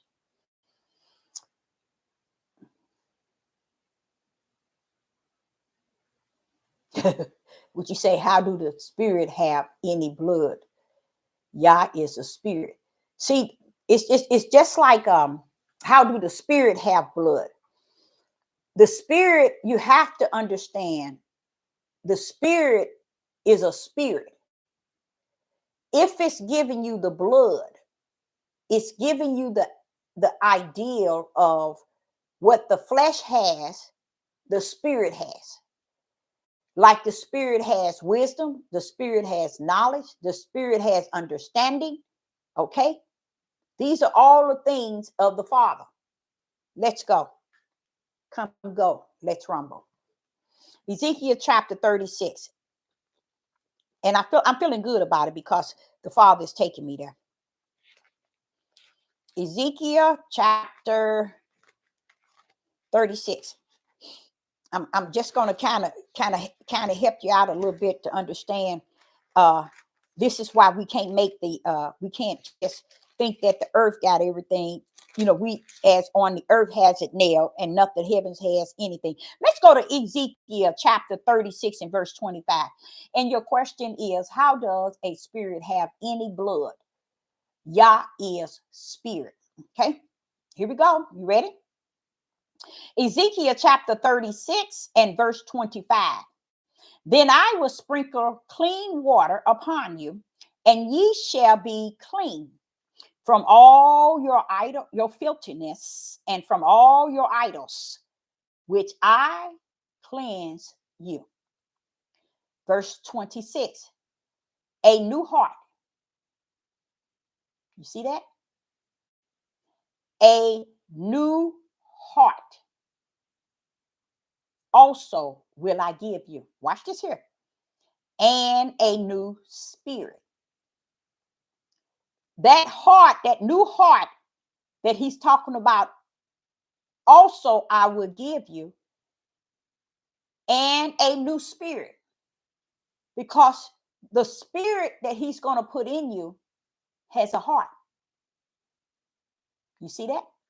And I'm going to show you where the spirit has a heart, the spirit has a mind.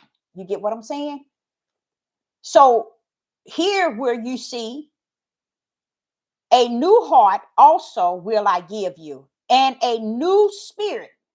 See, I've been on here about 5 years explaining to people about how what you have in the flesh is how you end up having it also in the spirit. He brought the kingdom down for sure. Okay. So a lot of people, it's hard to understand that the spirit has a heart. A spirit has a mind. Now, here, let me show you how he did it. He said, a new heart also will I give you, and a new spirit. Why? Because the spirit going to have a new heart. And the heart going to have a new spirit. Now, watch this here. Watch this here. And I would put within you, and will put within you, and I will take away your stony heart. Watch this here. And you see that word and? Now he's finna deal with the flesh. And I will take away your stony heart out of your flesh. Watch this here. And I will give you a heart of flesh. Do you see it? Now look how he gave the heart of flesh. And he called the other heart that he's going to take out a stony heart. And he turned around and gave you a heart of flesh. But at the beginning, he tells you, I give you a new heart. Also will I give you a new spirit. Notice the word new. You see? He's letting you know the new heart comes with a new spirit. The new spirit comes with a new heart. And as he continues, he tells you, I'm going to take away the stony heart out of your flesh. That's heart surgery. And I will give you a heart of flesh. Notice the stony heart and the heart of flesh are both flesh. So the Father is saying, when we think of the blood, we have to think of the blood of spirit. Okay? That's what Yeshua was saying to him. Drink my blood. Ooh, devil, you're going to get yourself in trouble. When he was saying, take of my body and drink my blood, he was only talking about spirit. This is where we might not be able to really grip the fact that heavens had everything before the earth. Heavens didn't have a fleshy heart. or a fleshly body, but it had a spiritual heart and a spiritual body.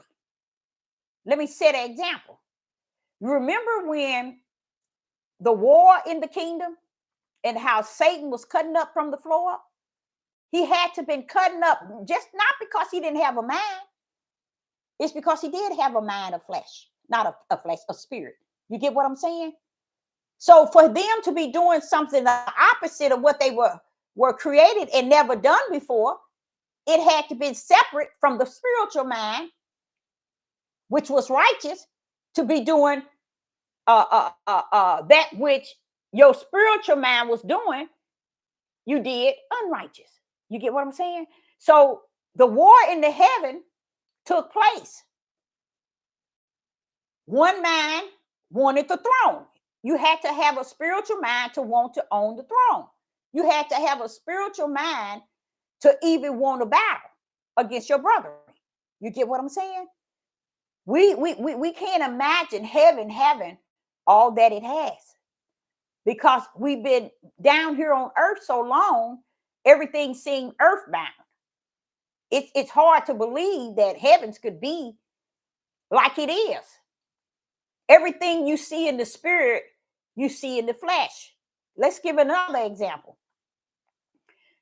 When he blew into you an image like him, he gave you a spirit like him. But in your spirit had a mind. Ooh. He said, let this mind be in you that is in Christ. What mind is that? A spiritual mind. So what I'm saying is, it's hard to believe blood originated on the earth. No, it has always been a kingdom thing, spirit. Nothing exists on this earth until it was present in the kingdom. Okay? Like water. The water here is not like the water there. I've even heard how the street is paved with gold. You see? And you hear different things about colors we never seen before. It's because we don't believe that heavens can be all that and some. You see? When we move into that area and see him for who he is and what he is, and how he is not like unto the way things are on the earth, then we'll see that, wait a minute, I understand that, wait a minute, this kingdom is a different place. You see, when I knew it was a different place is when Yeshua came. And he came down hooping and hollering. The kingdom is at hand. That was his main thing. The kingdom is at hand. That's all he continued to say. The kingdom is at hand. Okay, you got another verse? Oh, you said 50, Psalm 51. That's a long one, ain't it? It would have to be quite, yeah, it's a long one. I have to read that. You got a verse with that, or is it just 51? So that's why I was saying it took him to deal with me since I was 4 to really be at the level of I can hear him, I listen to him, I take heed to what he's saying, and I can see things that I always wanted everyone else to just simply see. But the way he got it orchestrated, because I remember Yeshua when he first went to preaching, when he first got out and started preaching, he was saying, the kingdom of heavens is at hand. The kingdom of heavens is at hand. You know what he was saying? He was coming down with the kingdom, y'all. And it's going to be hand reach. Woo! Right today, they never understood it. They never got it. That's why he didn't, you can't just tell. Wait, let me read this here 10. Okay, we in the Psalms 51 and 10. Creating me a clean heart, oh Yah, and renew the right spirit within me. I like that. You know what? I had that on a board how would I say? A plaque. I had that verse on a plaque. I didn't know it was 10, verse 10. Psalms 51 and verse 10. Create in me a clean heart, oh yeah, and renew a right spirit in me. No, within me. Okay. The clean heart is not the heart he's speaking of flesh. He's speaking of that spiritual heart. Clean it. Connecting the heart with the righteous spirit. So I guess that's what you was pretty much saying. I don't know, but that's a match, because create in me a clean heart, oh yeah, and renew a right spirit within me. That's that spirit and that heart that he was telling them. Yeah, so I guess that's what you were saying. That's a good match. That was really good, because that's a good match. And here it is, verse 6. Behold, thy desire truth in the inward part, and in the hidden part of thy shall make me to know wisdom. Now, I like that one too. I got to I'm gonna read the whole Psalms 51. I'm gonna read the whole Psalms 51 because I like that. Let me see. It's saying that Yah required a thankful heart. I'm gonna read that because I liked it that too. Behold thy desired truth, inward part, and in the hidden parts thou shalt make me to know the wisdom. I love that. I love that because it's going back to what we were saying about the spiritual things.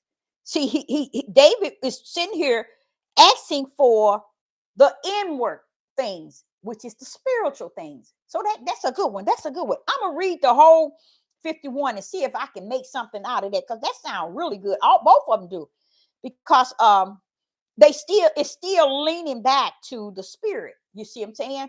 So this is the thing that Sister Deborah have. I still haven't gotten the fullness of understanding why. And it's not so much as why, but I know that he's planning on getting the victory and getting the praise and getting the glory and being exalted. But to have everything to go the way that it is, listen to what I'm going to say. To have everything to go as it is going, it shows you that it's somewhere in there at the end,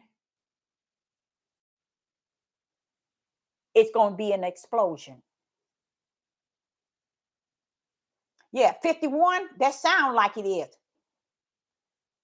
Because I read 2 verses. I'm like, wait a minute now. I never thought to read 51, but I'm going to, because it feels like it's something in there. You know, to me, when them 2 verses alone said, okay, it's something in there. So it's almost like we know things are going according to his will. We do know that. We know that without a doubt. But it's almost like it's all well with him, which it is, because it's the way he orchestrated. And I think it's what we're going to see.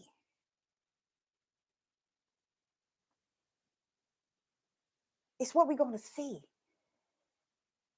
Because you even hear where he says every knee gonna bow, every tongue is gonna confess. You hear how he talks about when he get Israel over there, how all the nations is going to start to exalt him, praise him, glorify him. And I'm like saying, they ain't gonna do that until the end. You see, it's almost something at the end. It's worth more to Yah than the beginning to the end. I don't know. Do that make sense to you guys? Does that make sense?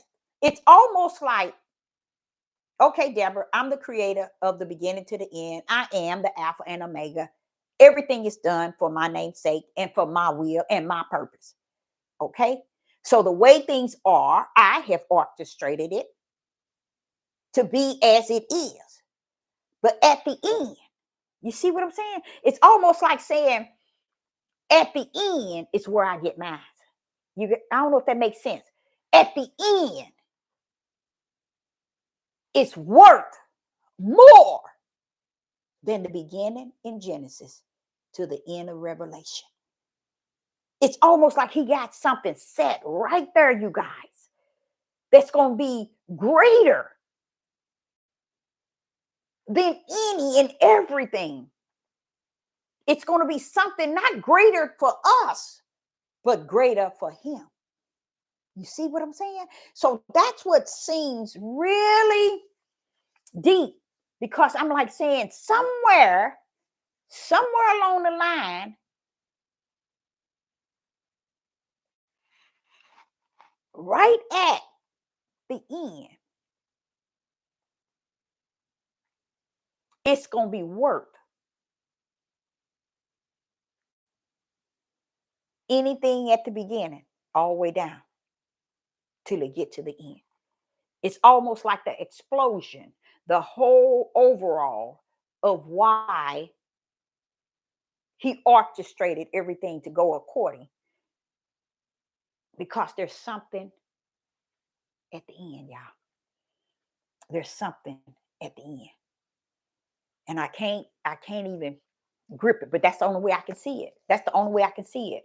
Because I could not see a creator allowing all these things to go as is according to his way and not have the victory somewhere at the end.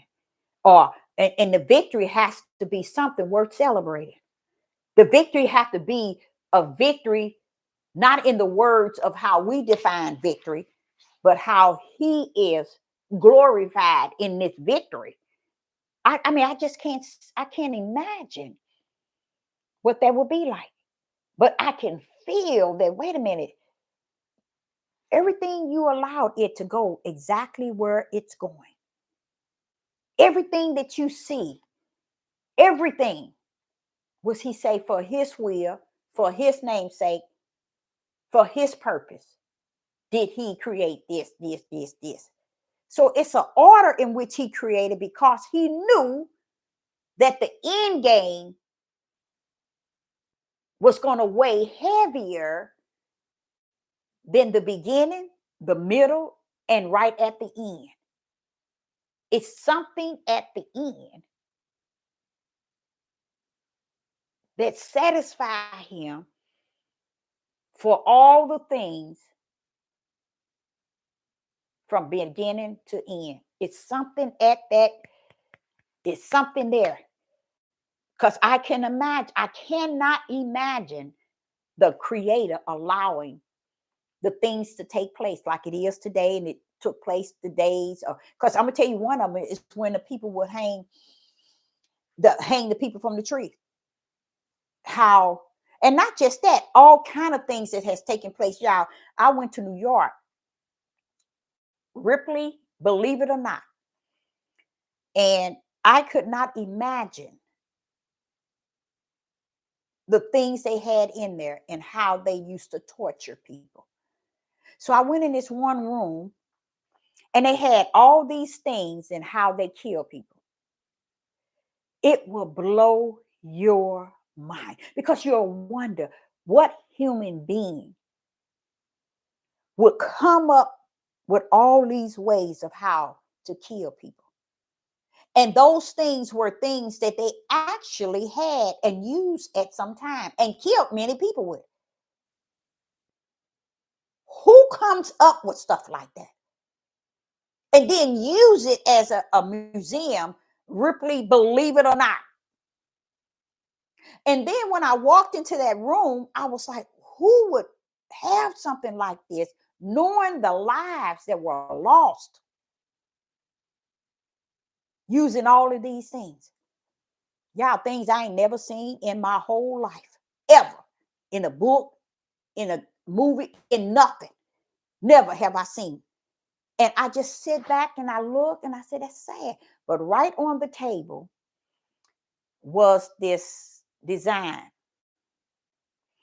And this design told me all I needed to know. So I left out. I called my ex-husband and I told him, guess what's here? It was in this place called Ripley, believe it or not. They had all these things to kill people and so on. But guess who was there? Guess what assembly they had? Not assembly, logo in made out of wood sitting on the table in that room. The power that rules the world. And now I'm feeling kind of messed up because I'm thinking about several times I've given you all the logo of the power that rules the world. And the logo was there to show you everywhere you go, you see it. And a lot of people wouldn't probably take it to heart. They wouldn't, because they think it's a joke. But the reality is, we talk about those who have ruled the world, and no one has any idea of how they did it and what was their logo. And it's everywhere. That's why I called my ex-husband to tell him, guess what was there in New York? Because we were first thinking that, wait a minute, is it the Roman Catholic everywhere? Or is it just here? This logo is the power that rules everything. Everything on the four corners. Headquarters, Italy, United States, and Italy. They are controlled in China. They are controlled in Europe. They control the four corners. That's why I say it's a dark day to think that it's about the politics. People out there talking about the politics and don't even know it's a scam. It's a scam to manipulate them to think that it's about things are about the politics. What Sister Deborah is doing and the powers that be's all these hundreds of years have made you all think that it's about politics, and never have it been. I tried to draw it. I'm going to draw it here so I can show you the picture. And this is assembly. You go, say for instance, everywhere you go, you'll see it. And the reason why you would not see it is because you don't take it to heart, what I'm showing you. Let me get my marker.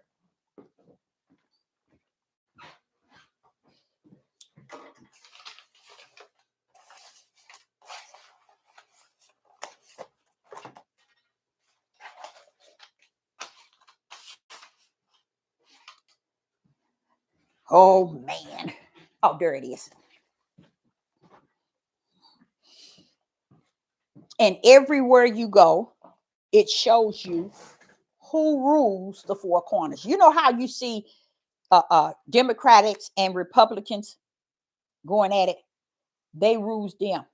They tell them who's going to run and also who's going to win.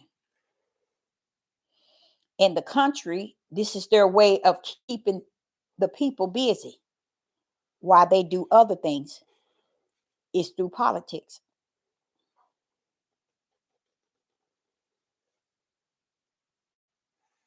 That's the only way they can.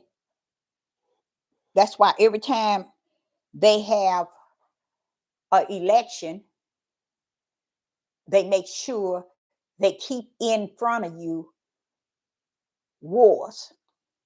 Soon as the election is over, they back to normal. And you wonder, they did it the 4 years ago. They do it every year. And you would think the people in this country would say, wait a minute, y'all, this is a scam. They be doing this every year. But see, they don't get it because they get caught up in the world and the way the world is doing things. And they figured, okay, the world knows what's best for us. That's how they were able to close down the system to reboot it, and they did it. They did some job.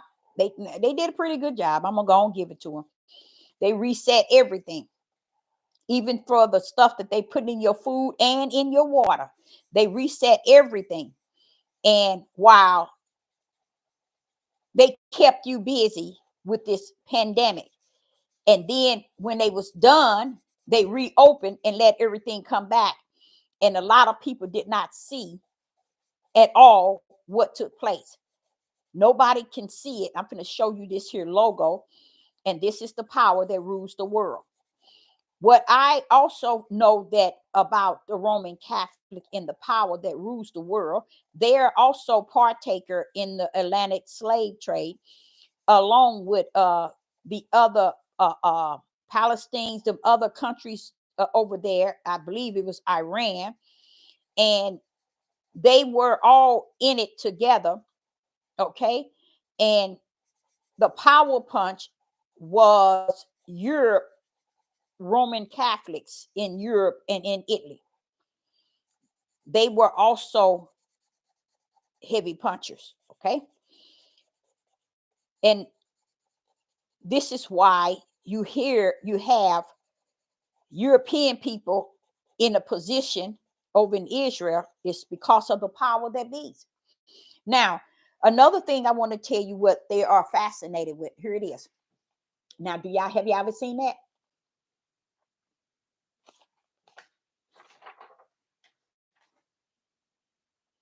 Hello? Hey, what you doing? I'm live. Okay, I didn't want anything. I'm on my way back. Okay. Have you ever seen this here? I did a pretty good job. When this is the power that be's that runs the world. Every hospital you go into, that all these big old churches, they call them cathedral, whatever. They were built before there was even any equipment ever, cranks and all of those big equipment. But yet you see these big old Catholic churches. Who built those? How can that have been 400, 500, 600 years ago? Still standing up like it's brand new. This is the power that rules. This is it.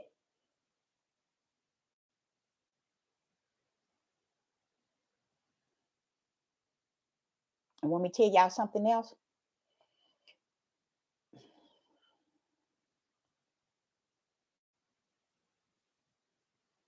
The Catholic has always been fascinated with the woman clitoris. Okay. They have always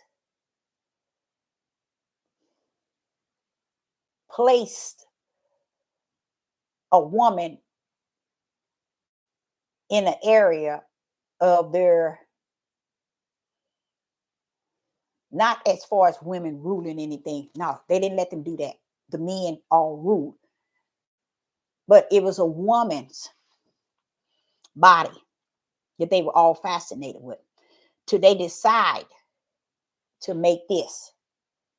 And if you see this logo, you'll see probably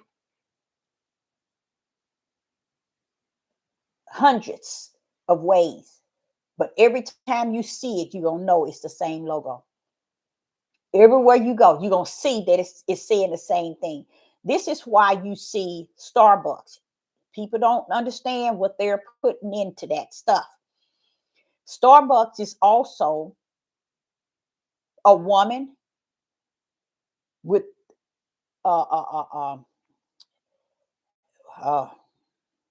things going up. You see? Many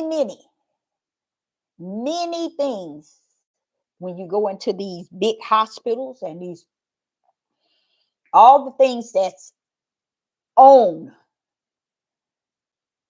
in this world logo. This is their logo. They got the same logo.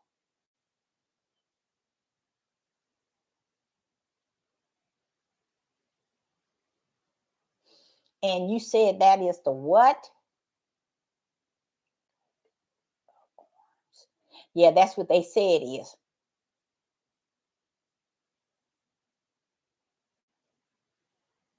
That's why when I saw Simone, I could not understand why she would allow them to call her the goat. And you say it's the goat of arms, meaning, what does that mean? This is the power that rules the world.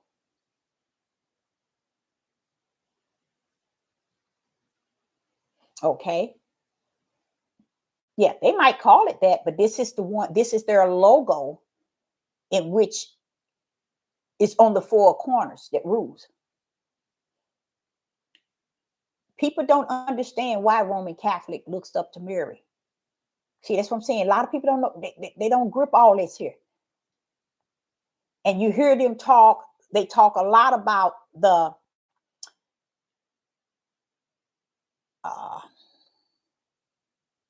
the clitoris a great deal. They talk about that. A lot of people get lost in it because they figure these people are holy. These are people of God. But this is the logo that rules the world. I'm not talking about just United Snakes. I'm talking about the four corners. When you start seeing the destruction, all you have to do is keep your eyes open, and everywhere you go from this day, today is the what? The 26th, October the 26th. Everywhere you go, when you see this here, that's Roman Catholic powers. It is on the four corners. That's their logo. And to me, it is what they always talk about. And the more you see it in many designs, it's going to still look like this. It's, you're going to say, oh, but Deborah, that I saw it. It looks just like this. You see people's doors of their houses with this sign on it. It's a very powerful statement. And no one knows that it covers and that it's rooted in darkness, the highest level of darkness on the face of the earth. This is the logo.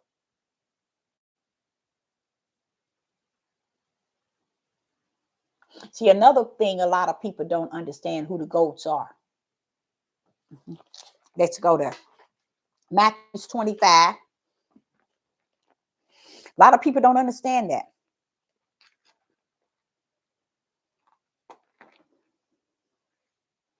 They have sun signs to people, and yet people still cannot see. But it's the will of the Father. Listen to this. Let me see where I'm at.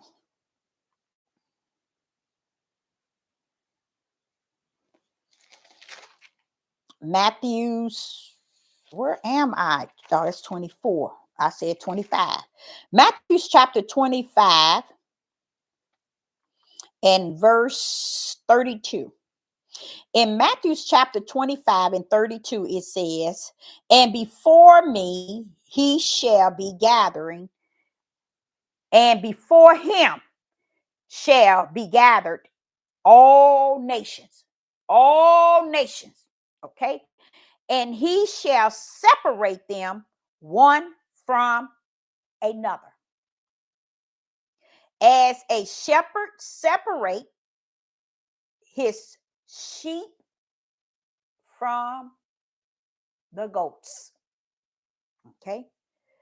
I want you to understand in verse 33, it says, and he shall set the sheep on the right hand and the goats on the left. So if you ever been in Roman Catholic and they tell you that's the goat of any goat, nose is still the goat of darkness. They're not going to tell y'all really what they have used it for. I know myself because I did my little study, and I know I shouldn't have went in that area, but I did. It's connected to something also in a woman. Okay, that logo. So if they tell you they the goat, they telling you they're the goats that's going to the lake of hell, because that's what it says. It's the sheep and the goats. That's why when they call Simone the goat, I said that's the last thing. And I know the world calls the goat the star, the best, the outstanding player or the outstanding one. But keep in mind, what is goat really representing? And why is it saying the sheep is separated from the goats? And the sheep was put on the right, and the goats were taken to the left, where the lake of fire. So any organization is claiming anything that has to do with the goat. You understand? See, this is what the Father was saying. Everything is plainly seen, but it is the eyes that refuse to see. But it's plainly seen. And I do. That's why I cannot hold a lot of things on a lot of things that the wicked is doing. Because like Solomon said, everything, Deborah, is clearly seen. It's nothing new under the sun, Deborah. So when you get in here and you thinking that, oh, this is new, Deborah, there's nothing new. So that's how far back I have to understand that it existed. It's nothing new. That power been existing for a mighty long time. And it's connected to 100% darkness. And they know what they said. If they add anything that has to say with goat, they know what it is. They know already. So yeah, they're gonna be on the left side because the left side represents the lake of fire. They're going to be on the left side because the left side, the right side goes to the throne of God, to the kingdom, and the right side does, and the left side goes to the lake of fire. And you notice goats has an S on it, so we know that that's the gate to the broad gate. We know that that's who's going through the broad gate because it has an S on it, meaning the books with the S to the lake of fire. So it's really too much, y'all. It really is. It's just too much to really take in and to really grip it for really what it is. And even me giving you that sign, my ex-husband, everywhere he go, he sees it. He makes sure he showed me a picture. And I said, you notice they got different design. It's the same shape, but they got things also added to it where you can see exactly what it means, what it is. You see, a lot of people wouldn't take out the time. And that's why he said, leave things right where they at. Don't try to take anything that's broken and try to fix it. Don't go trying to make the crooked straight. Don't be trying to make the unjust just. Don't be trying to make the righteous right. I mean, the unrighteous righteous. Leave things where it's at. Because I know where everything is at. I already know where everything is at. Yeah.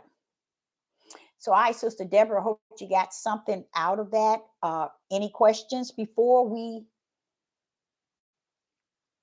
turn in? But the more and more you're going to see that logo everywhere you go. You're gonna, if I don't know now, because I've showed that logo because I had bought one just to show it to my YouTubers. And I think I did a couple of videos on it. And the amazing thing is no one never spoke about it, asked a question or anything. But like I said, it's a lot of things.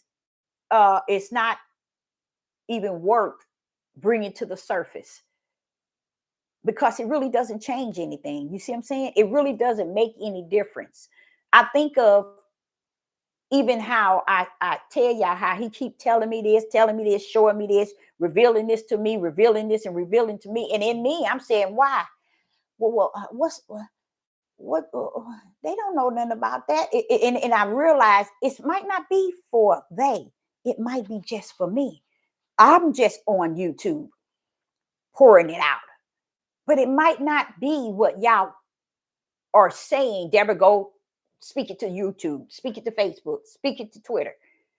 Because what I noticed when he said it is finished, he wasn't saying it was finished to everybody else and not finished with me.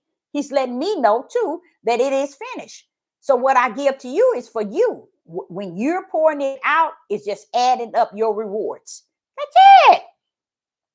You don't get no brownie marks down here. You don't get no you can't make nothing crooked be straight. You can't make darkness turn into light. But what you're speaking is gaining your rewards in the kingdom.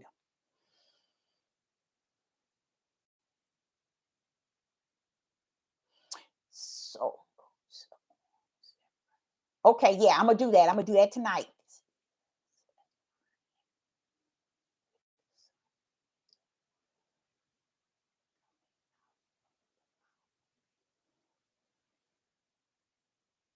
This is, wait a minute.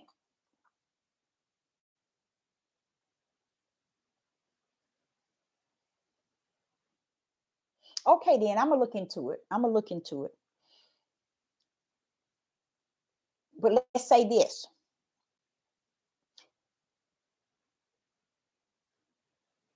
It can mean something based on what you were taught. Because in darkness, you cannot see the light. And that means that according to see what this sign represent, it's going to go beyond your understanding. Because when you were in there, you got the understanding of the flesh. But we are in the day where the Spirit is pouring out his knowledge in the Spirit. That's why he said, and knowledge shall increase. So I'm going to look it up, and whatever it says, I'm going to take it for what it says in the flesh. You get what I'm saying? Because the Spirit, it's been 3 years, probably 4, since the Spirit told me what this sign represents. Okay. But I'm going to look it up, and I'm going to which I've done several times, but I'm going to look it up, and I'm going to see what it was, what they told people that it is consist of. No. It's the Roman Catholics logo, baby. And I'm gonna make sure I do what today is. Next week, I'm gonna go around and I'm gonna take pictures. Okay. And I'm gonna show you this is their logo, their dark secret logo. It's not just a picture. That's the way they have taught it and trained one to believe. It's nothing just a picture here on earth. Things are deeper than just a picture. It's everywhere. It blow your mind. I can't go nowhere and not see it. And for something to have that much power to be everywhere, you go over in Italy and you're going to pull that same logo up. You're going to pull that same logo up. Italy is one of the Catholics' headquarters. It's just one of them. A lot of people don't understand. Have y'all ever wondered why is it that the United Snakes of America, why is it that they're the country that speaks to be torn down in Revelation 18? Anybody? Why would you think that the creator would would would would desire to first break down the system, but the country of this country, United States, why are they uh why is the United States? But then a lot of people don't believe United States is coming down. But why is it mentioned in Revelation 18? How how swift he's gonna come for them. Why is that mentioned?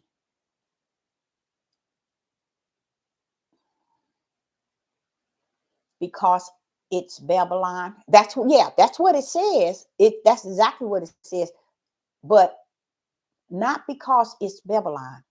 What is it about Babylon that the heavens ordered them to come down the way that they're going to come down? What was it that they done, or what? It ain't so much as what they done. Why is it the kingdom coming after them? Yeah, it is a system. I think it's a system. I truly believe it's a system. It's a system that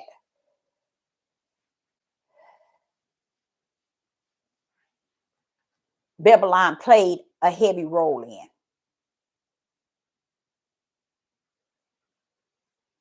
Oh, yes, there's a lot of wickedness here, baby.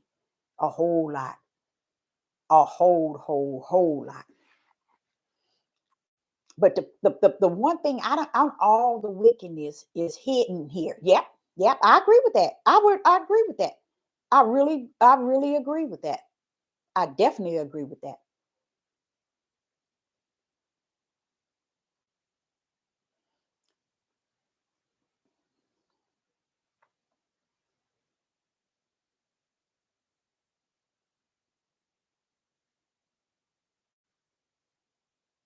Could it have been?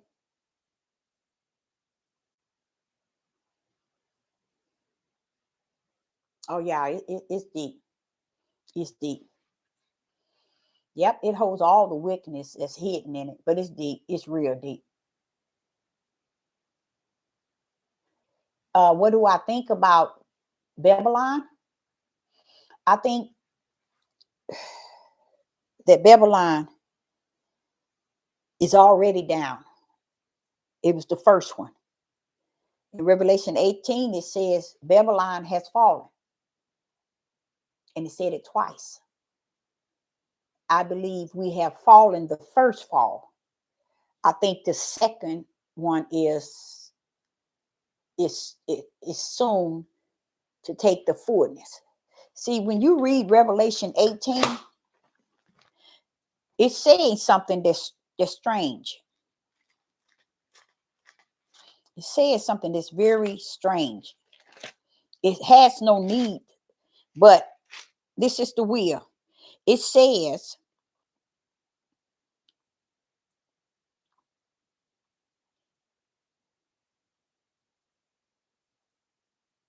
in verse 2, and he cried mightily with a loud voice, saying, Babylon the Great is falling, is falling. You got to understand, who is this saying this? First and foremost, it is an angel that Yah sent down from heaven. And this angel had great power, y'all. That's what it says. Not only did he have great power, he had a light with his glory. So we see this angel coming down. He had power, he had great power, and the earth was lit by his glory. So he was bright.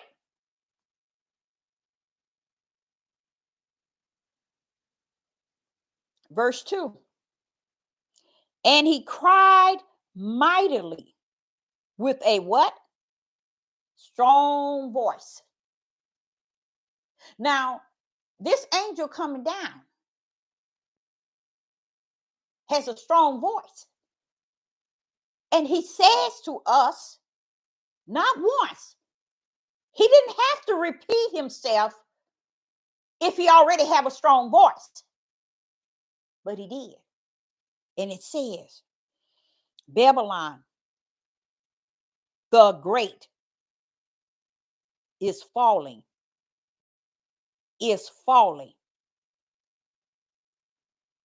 and it become the habitation of devils. Become is showing you why the migrants had to come over. They got to make this land become a place where demons are breeded, coming in full force, already in the land that's wicked and evil. See, that's why I said, all I can think about, the people in this country would have to be another set of dumbest people in the world to not see what this country is consist of. So when he says that they are going to, Babylon has fallen, he said it twice. Now you're talking about an angel coming from heaven that's got a great power, that's lit up, and that has a strong voice. Why do we have to say it twice? It's because the first time and then the second time. Because like people today don't believe it. And it's already fallen. They capped that first fall when they closed you down to reset everything. They trying to get China to have its way in coming in on the Florida, California, and other areas. They have to destroy those areas. They got to knock those areas off the map for some reason. All I can think of so that China can board in that area. That's the only thing I can think of. But America already went down, already fallen, because they have turned this country, hear me now, and sold this country over.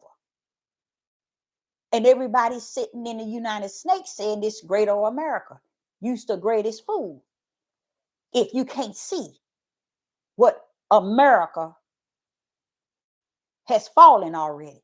The second falling is the falling that's going to hurt.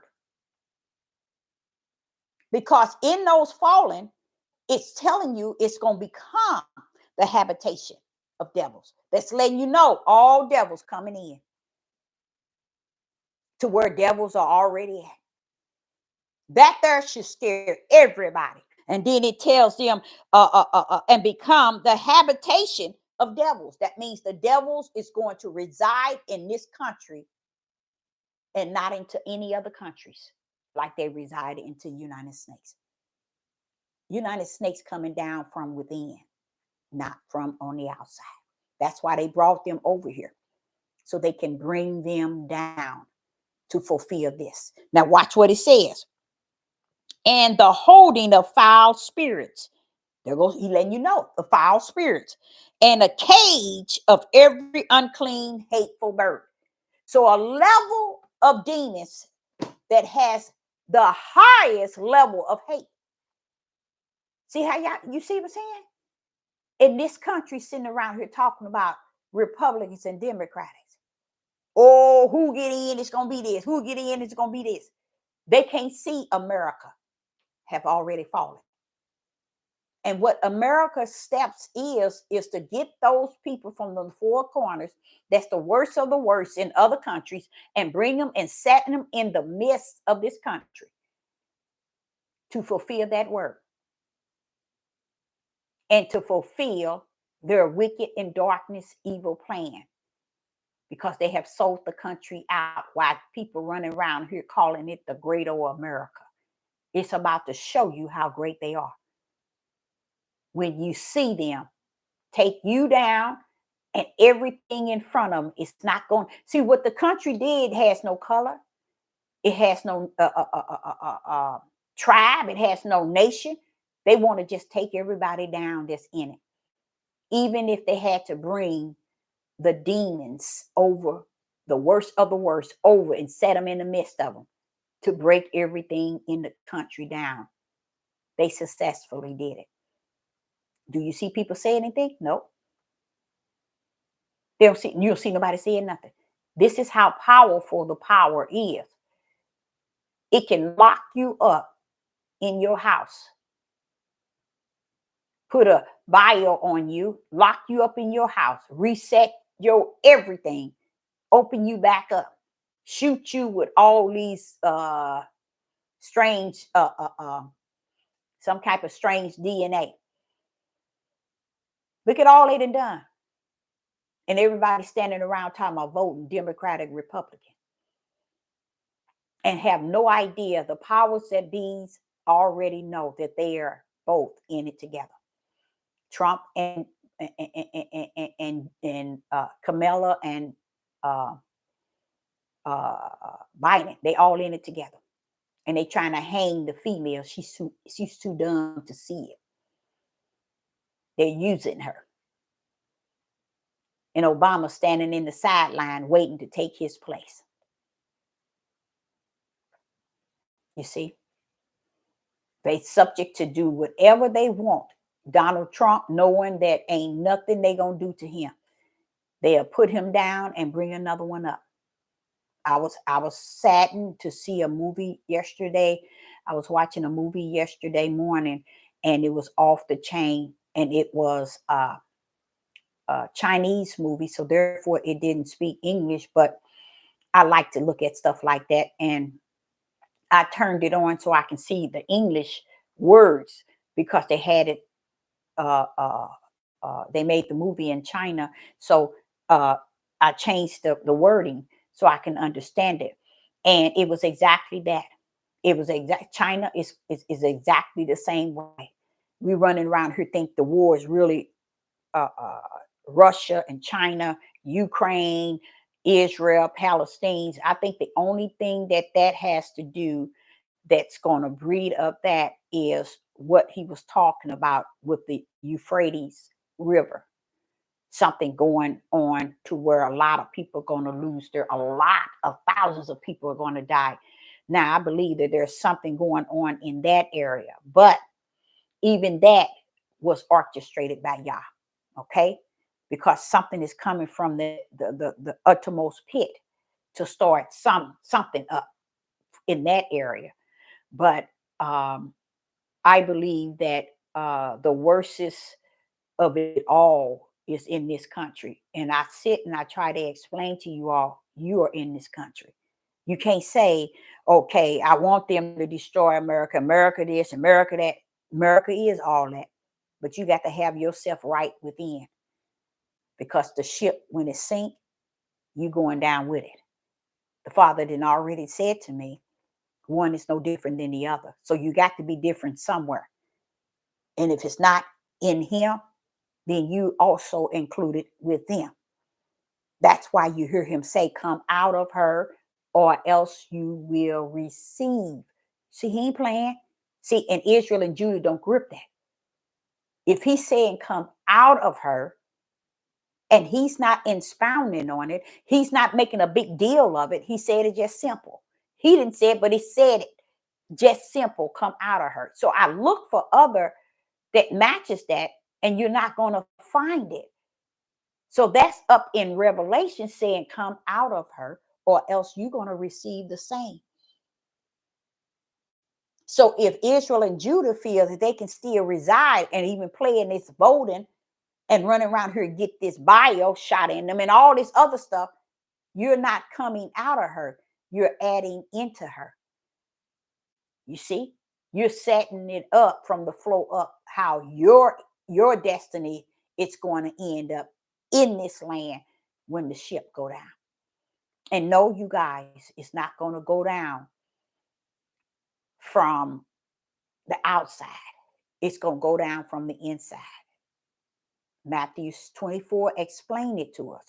25 explains things to us, but we don't want to. Not 25, but 24.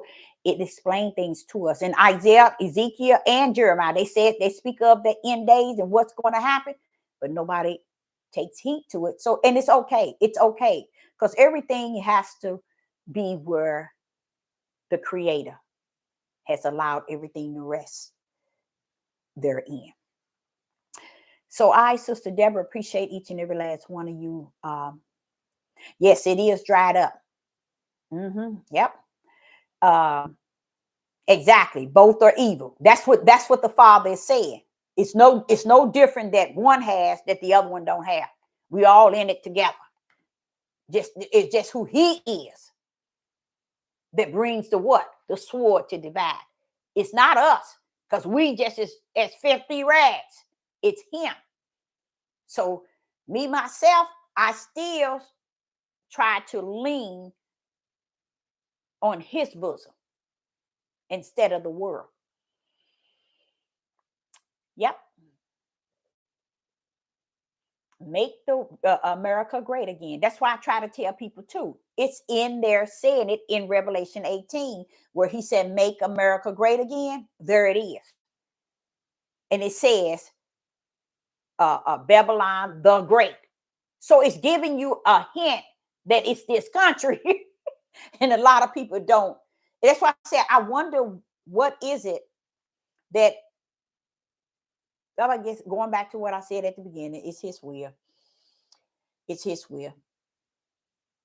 So I, Sister Deborah, appreciate each and every last one of you all tuning in. And I will say that you all have a blessed evening, rest of late night in a sense. And I will be back, and you all see you again. Shalom and shalom.